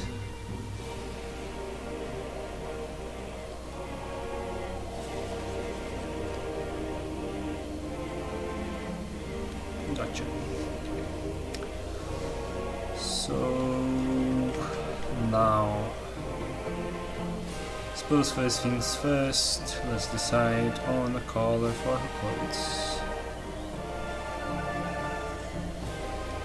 I was thinking maybe something like this.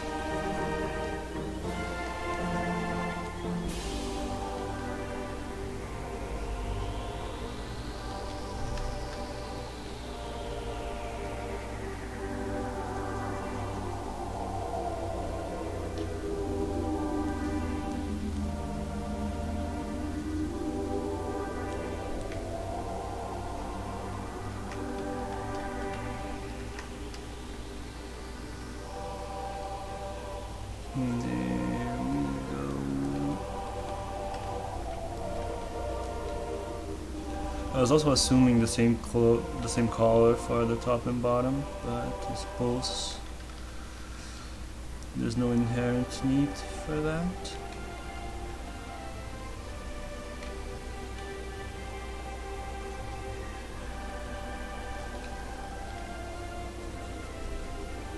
But we can always experiment. There can also be more than one color. You see, I always feel like with colors I have to try stuff out in order to see what works and what doesn't. So first, let's have everything colored in, which really isn't that much. Now we'll go for hair.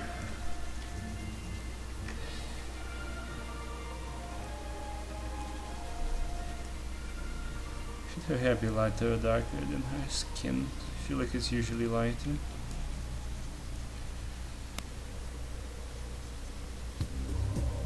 It seems kind of close to the skin right now.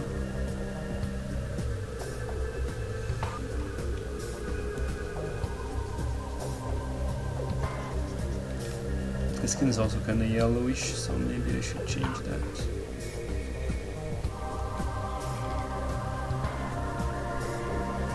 Shading will also help distinguishing the textures. Alright, we have hair. We have hair thing, which let's start with the same color as everything, then we work on that. Now we have eyes.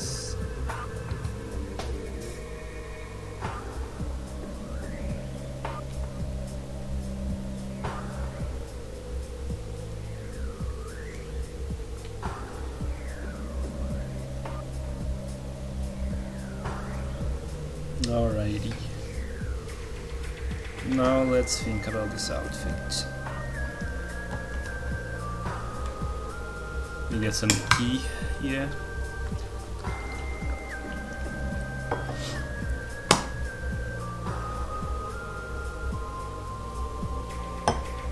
Okay.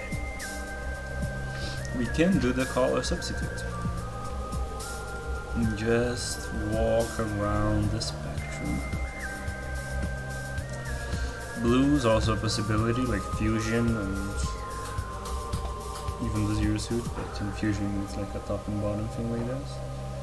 A little bit more purplish. I'm kind of liking it better because this is too like warm on warm on warm, you know, the purple.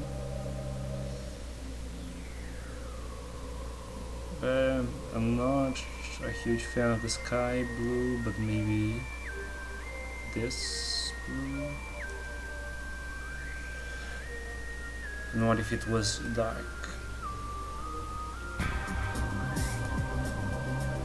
Her skin is light, so dark kind of cuts it a little bit more, and it's more of a distinction.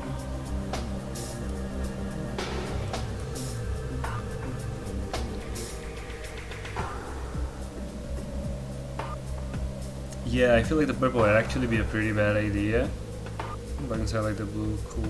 Yeah, I'm tending towards the blue because the scars are generally more towards the, you know, red, purple, pink side of the spectrum, and I want them to not kind of, you know, fade into the clothes. That wouldn't be good. So I'm thinking about this kind of blue.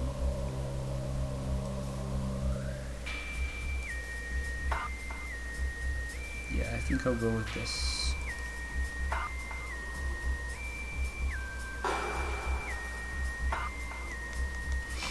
I wonder if I should add any kind of detailing.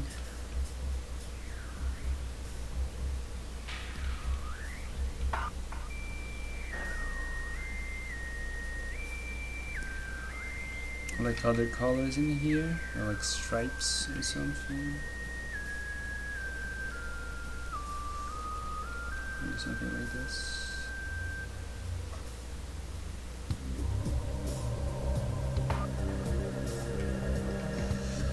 How about, let me see.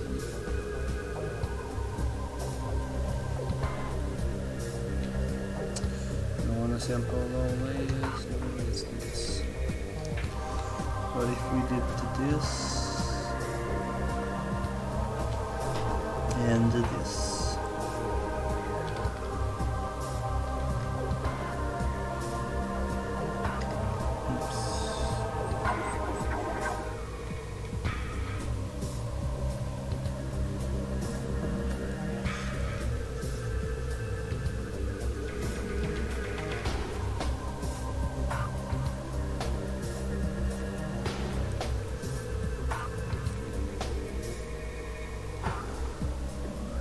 Just have like more of a design to it. Don't be very generic.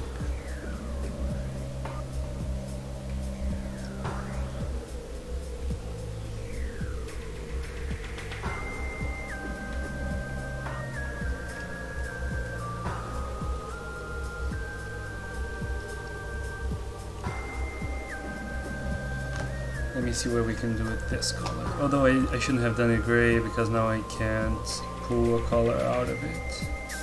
Dang it. I can really only mess with lightness. But how would it look really dark?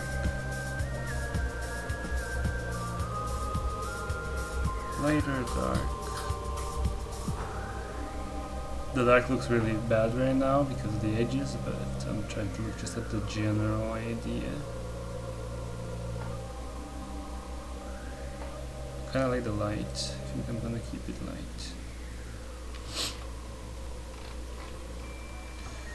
While we were messing with colors, oops, definitely overdid it, but let's have the skin be a little bit more pink. A little bit less saturated, maybe. That just looks weird.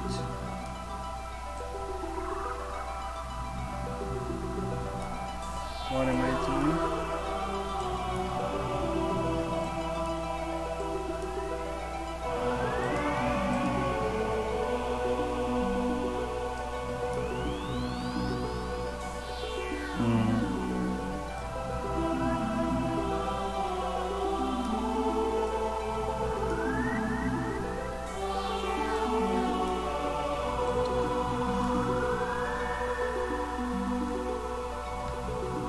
I don't know if the colors are rounded, but I feel like it goes straight from too yellow to too pink and straight from too light to too dark.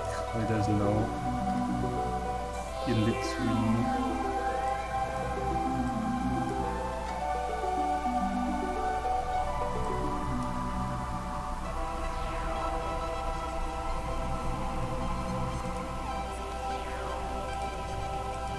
Yeah, but I feel like this is like a bit better.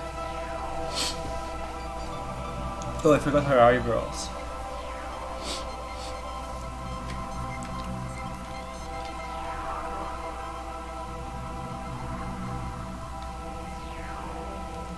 Okay, now let's bring back that scar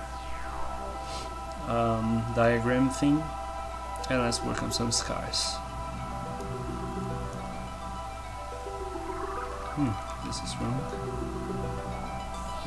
Alright, right off the bat, let's select only skin.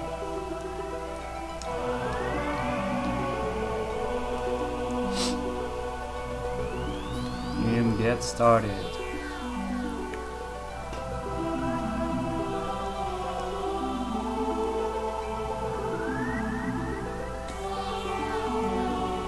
This one is like an electricity based one. It's going to have like a lightning sort of pattern going around her arm.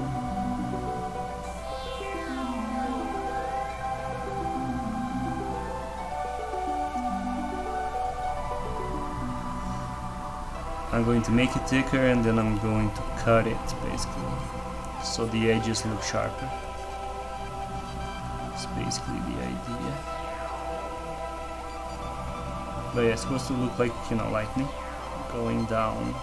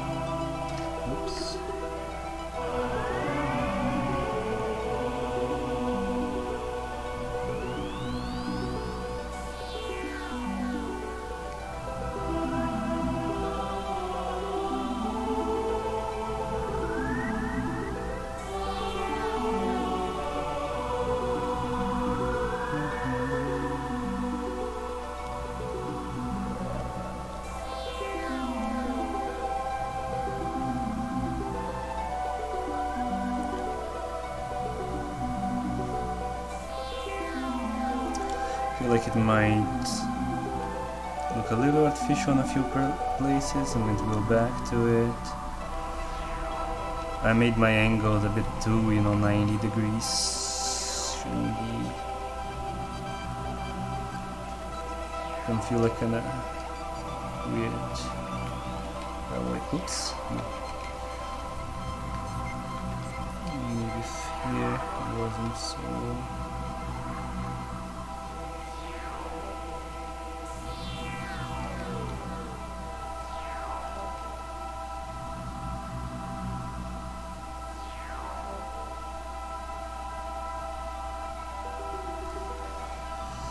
Alright.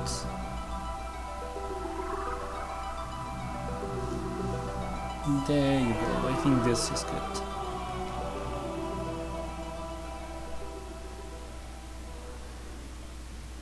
Which OST is this Prime? That last track was the way that leads to Impact Crater, like the shows the temple thing, where you put the artifacts in Talon Overworld.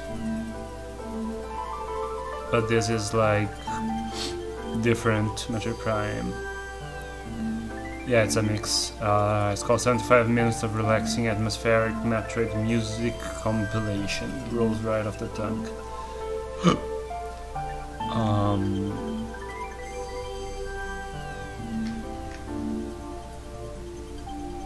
Okay, so Scar number 1 is here. Then there's the one I least understand, but I drew it in the model and they seemed to think it made sense, so I don't really know what it is, but it's basically this. Like, these are the edges, it goes all the way around her arm. I don't know what would cause this kind of scar, but okay. Maybe if I read the story.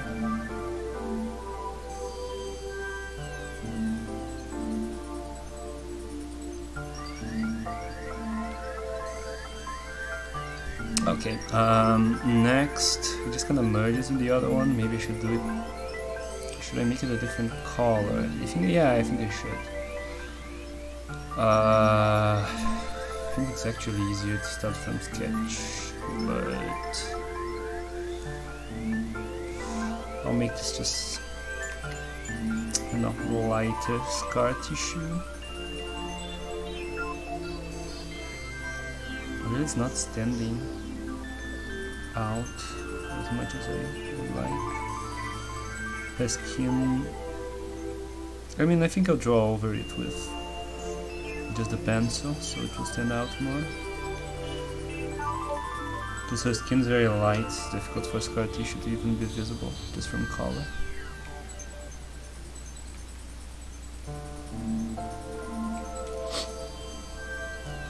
Alright.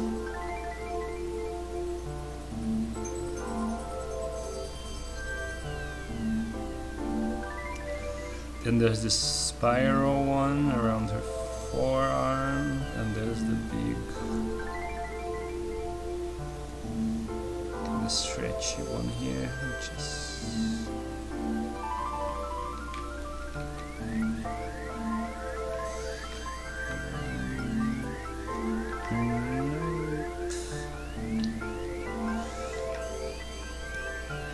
I think this does it.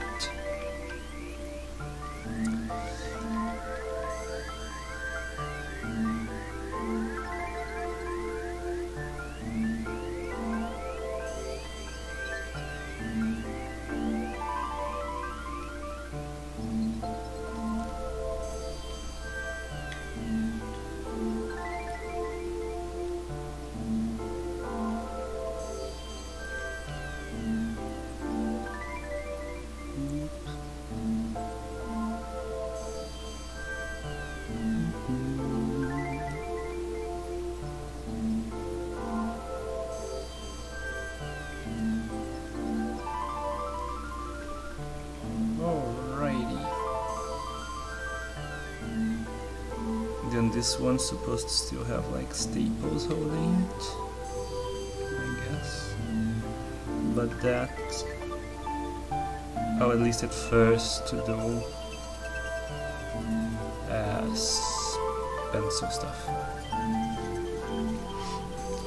And now there's a spiral shaped one. This is difficult. A spiral going up, foreshortened arm, like an arm with foreshortening. I'm actually just going to do it as a smooth line, just so I get the line right. Then I can kind of mess around with it, make it look more like a burn scar.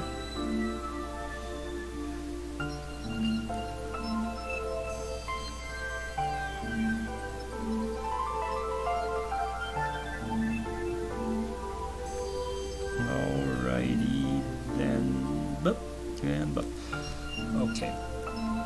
Then I'll have it kind of bleed into her hand a little bit, just so it's not completely, isolated.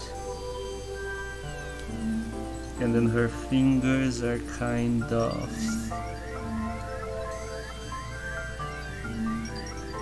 They compared it, they said it was like Midoriya's when he uses his stuff in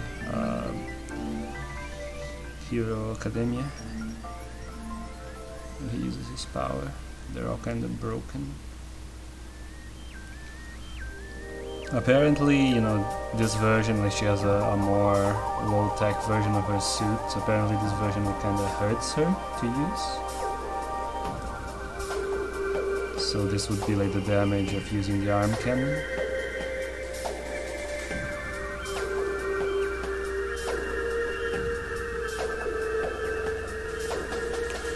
So yeah, kinda, there you go.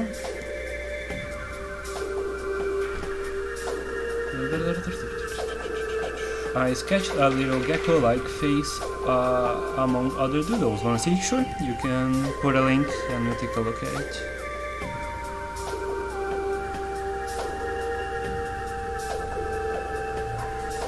Take a little break.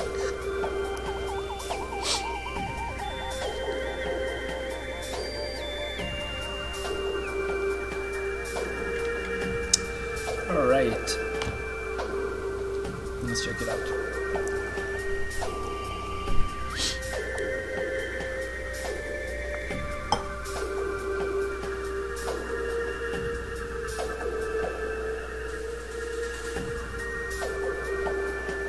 And here we go. Took a second to load, but... What? Where is it? I totally did copy it. What?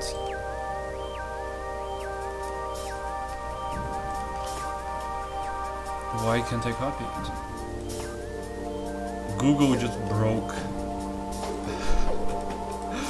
Alright, I think it's back now. Yeah, here we go. Google Chrome is messed up. Alright.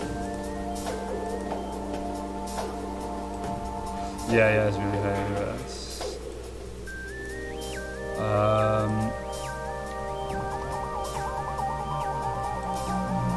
Let's make it small so I can find the center. Alright. Here it is. Boop. There's the little gecko guy. I like his eyebrow hints. Use this texture a lot. I think it's nice. This looks a lot like the... I don't know, maybe it doesn't look as much, but it reminds me of the spider boss from Hollow Knight. The one that kinda looks like the knight originally and then turns into a creepy spider monster. I don't know. Maybe it just gave me the vibes. I actually don't remember the appearance as much. It's nice. It's the little gecko dudes and some of the still got cut out. It's neat. Boop.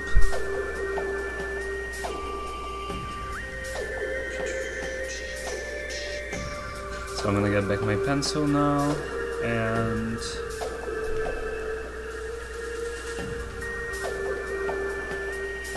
add some detail to these cars. The thing is gonna put a bunch of lines like this in them so they will look. Wait. No, it's alright.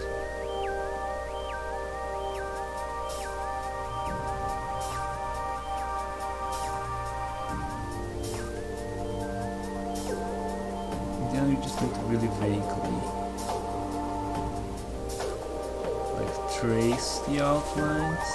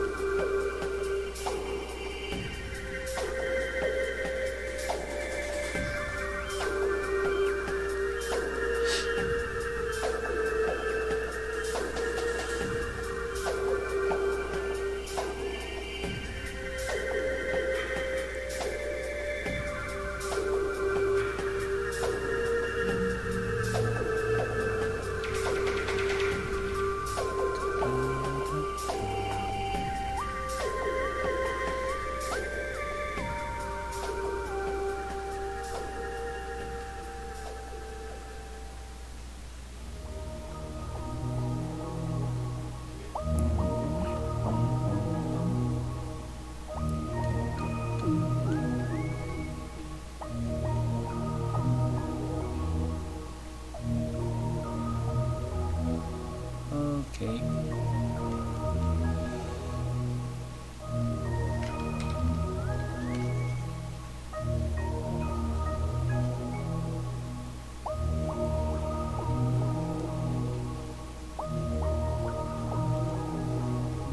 All right. Now this one.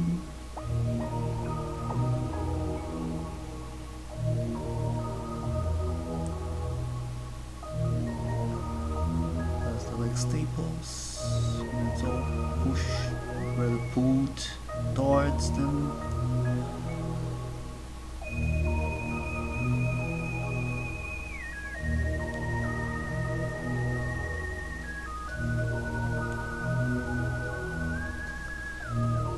Okay.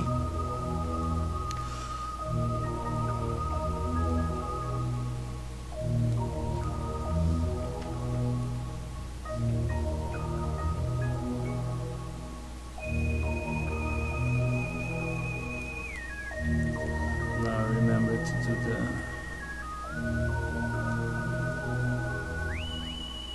claws.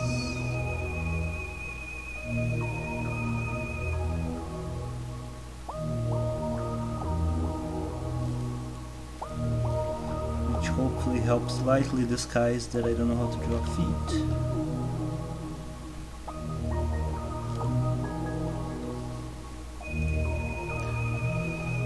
Now I'll shade a little bit more. No, that's weird. That looks really weird. No. Okay. size really isn't that much.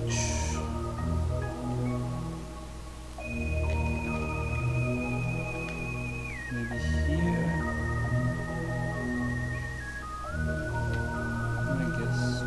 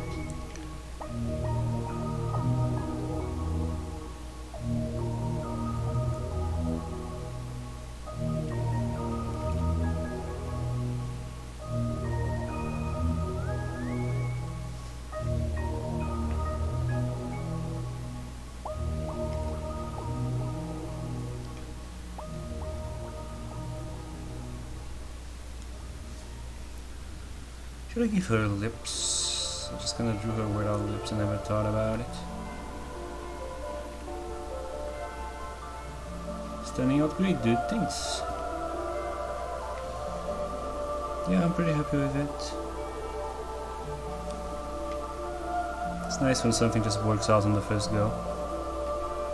Although I didn't at all like sit on it to take a fresh look later, so maybe I won't like it as much when I go back to it, but I feel like it's pretty okay right now.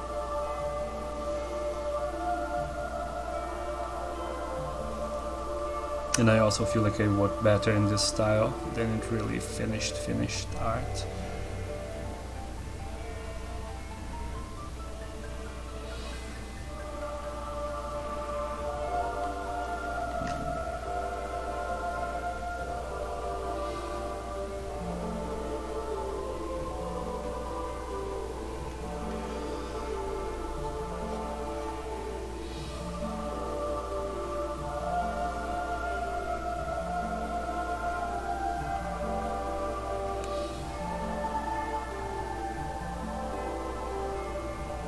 So yeah.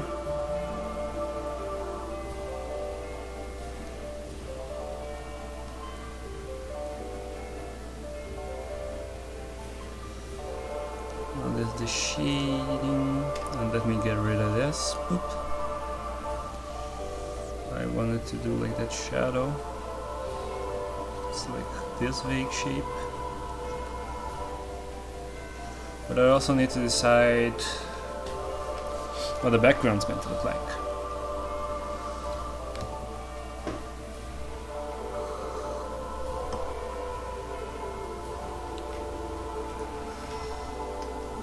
Let's think about that.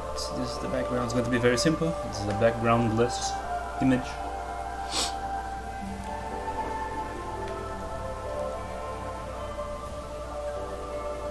But we want something that stands out, like that she stands out from.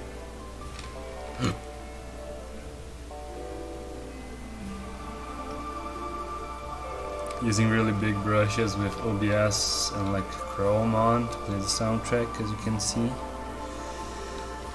Has some very noticeable slowdown.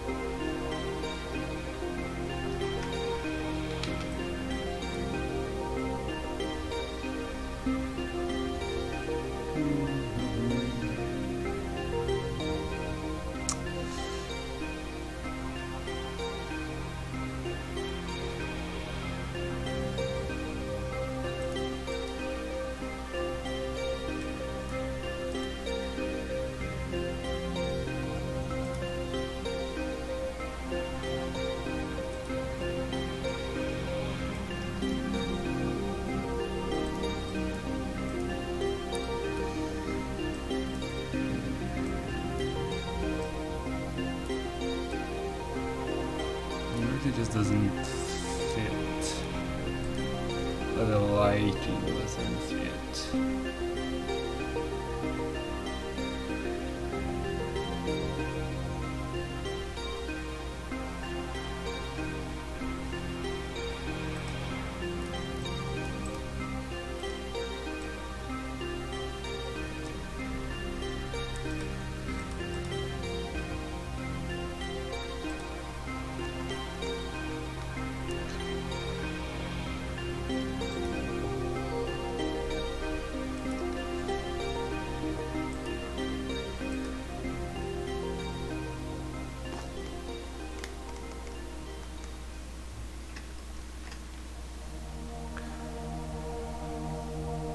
I guess this is better.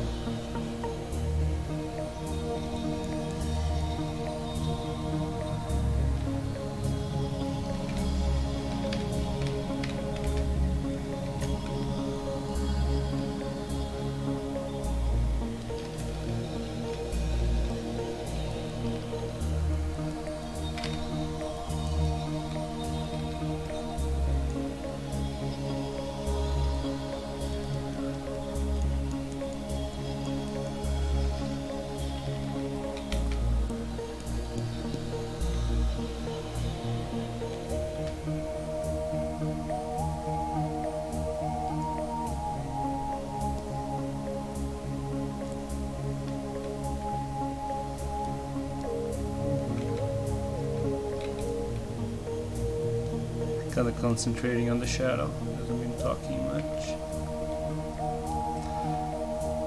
And since I'm using large blurry brushes, I get to draw and then just wash as Photoshop slowly traces what I just did.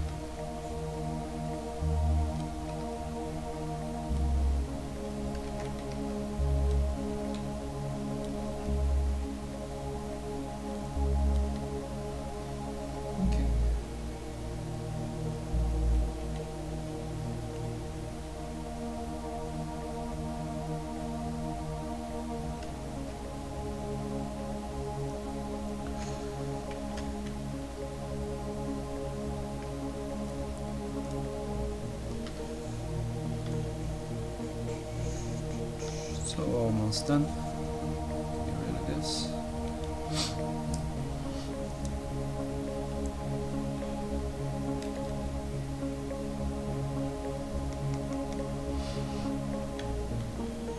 Now it's easier to see some of the places where the line doesn't quite match the colors. So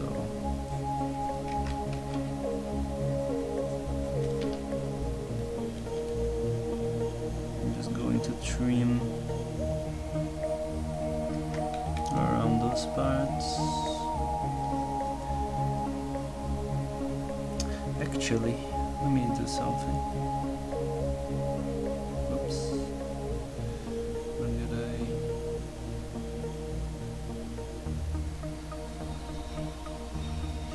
Here? Alright. I feel like I can just roughly do it. 1 second. Inverse. Fine edge. Oh, this object's done.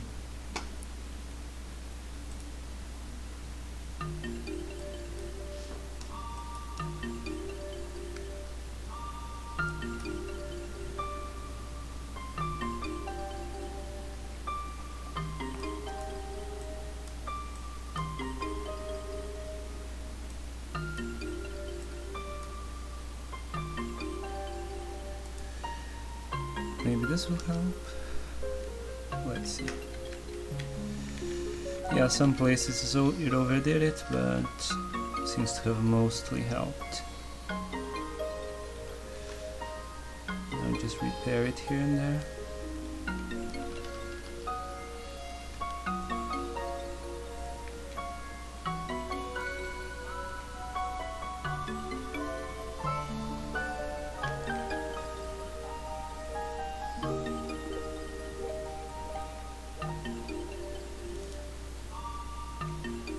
Oops.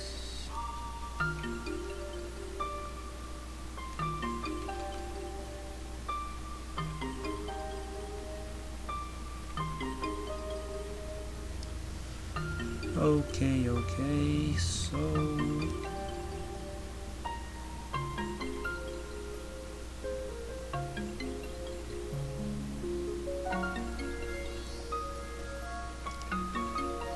yeah, we pretty much have we're pretty much done with flat colors, but I actually feel like I can add just a little bit of shading here.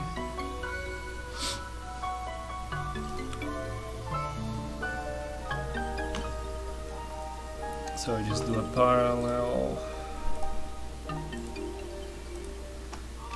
color layer, and let's add a few, just a little bit of shading.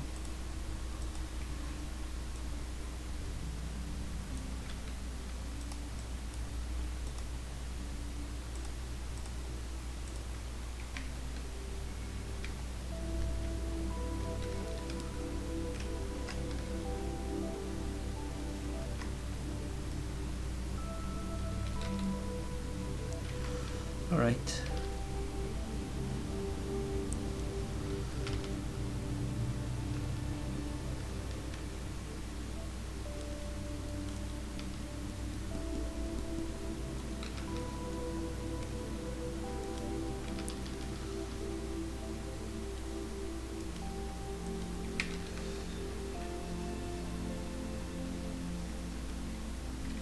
Hopefully I'm not...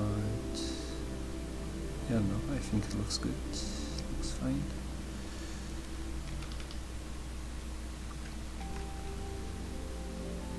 I'm using the same opacity, but it really feels so much harsher when I'm darkening it than when I'm lightening it.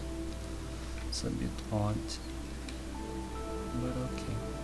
I'll just do a bunch of dark and then I'm going to lighten it back where that makes sense.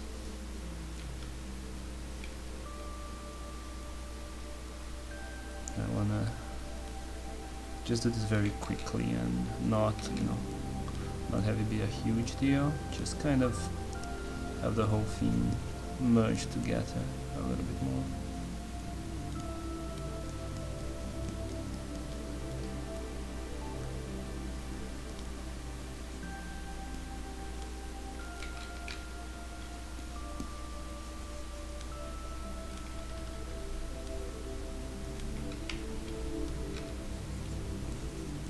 It just came off wrong.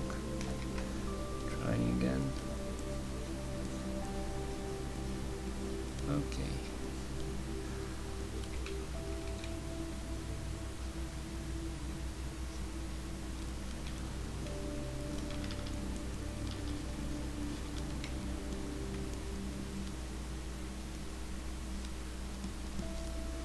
All right. Now here and here and here.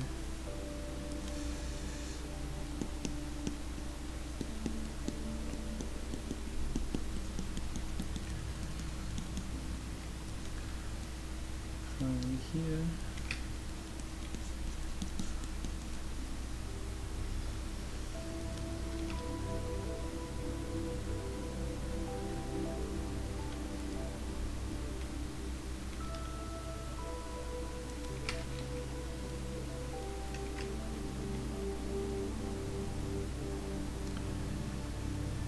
Alright, just enough for it so it's not, completely flat. Oh god, I just saw the Ren Stimpy trailer for Nickelodeon All-Star Brawl. I haven't seen anything. It's like a Smash Bros type thing, right? I heard people memeing about it, but I haven't seen anything from it. Like, are people legit thinking that it might be good? Or is it just kind of a joke? Like the Shrek game.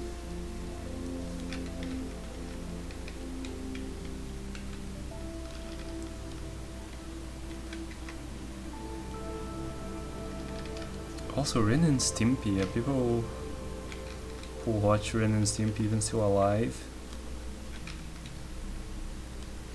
to play this game?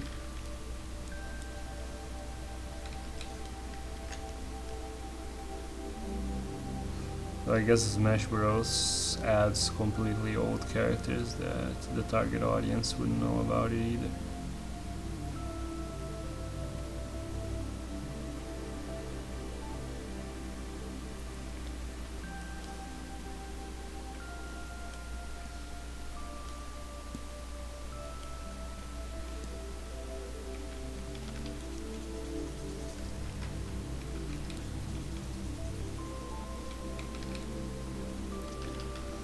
For the hair, I'm making the shading a little bit harsher. It's because, hair is kind of shiny, so it gives it a different texture.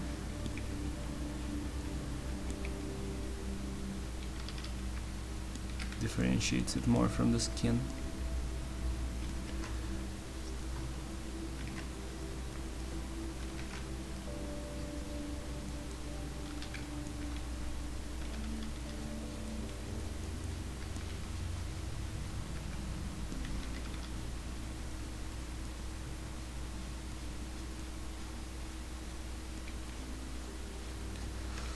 Okay.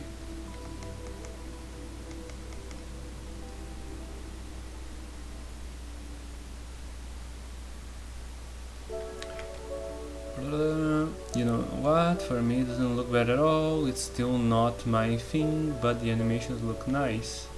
At least it looks way better than the PlayStation. Yeah, that PlayStation game was just unfortunate. Didn't work out at all. It was so weird that they had like such D-list characters.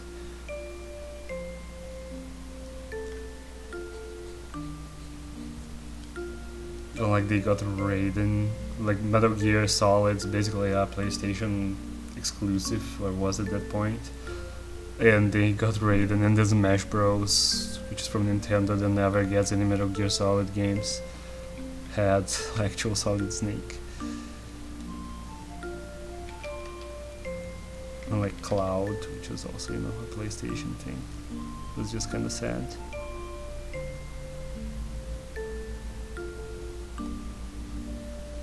And it wasn't a very fun game either.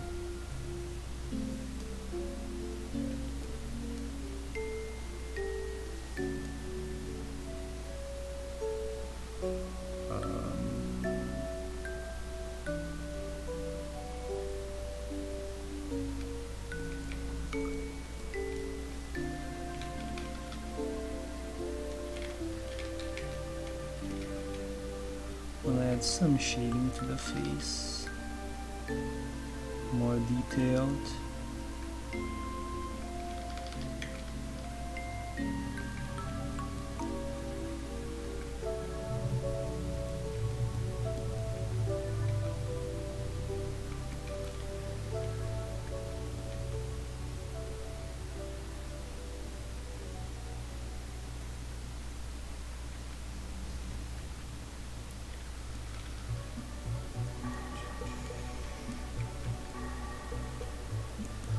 Okay.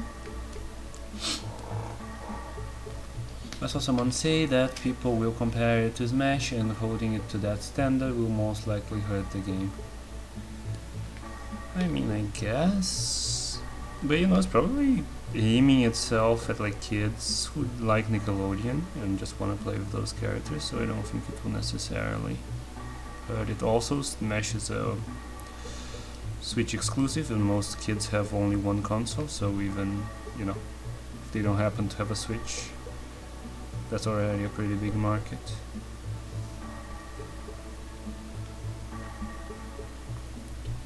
So I think it's okay, you know, to be in a genre that has one big dominant name. Especially when you have like a popular IP tied to it. So it's not just about, you know, gameplay.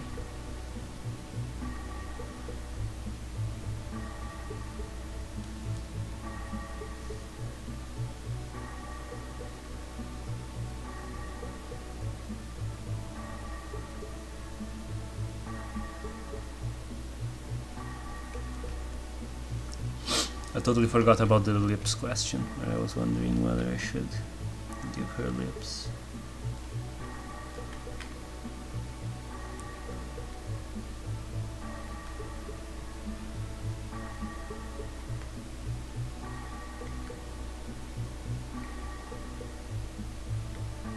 I feel like it's detailed enough that she should have them.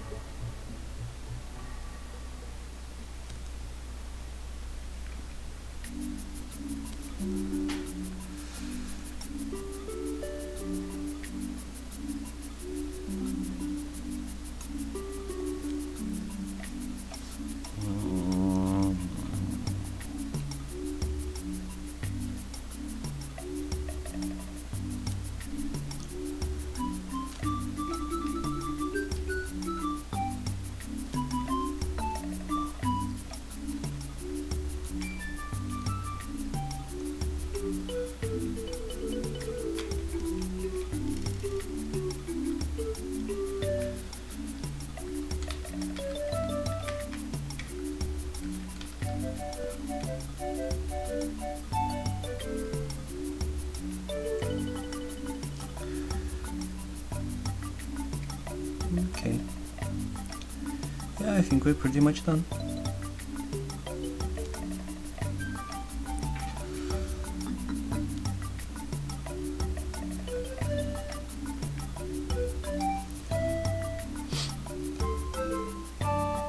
For the PlayStation game, they didn't really get how to include a character to a party game. Characters like Raiden and Nathan Drake look so out of place.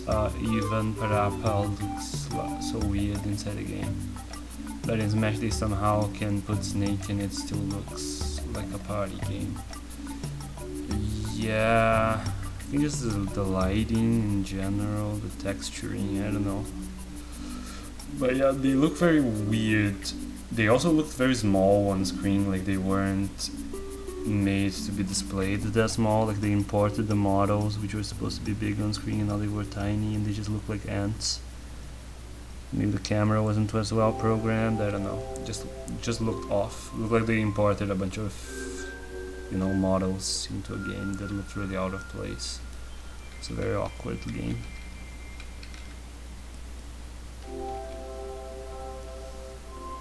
Then, you know, it was PlayStation All-Stars, but most of them I wouldn't even like associate with PlayStation so much.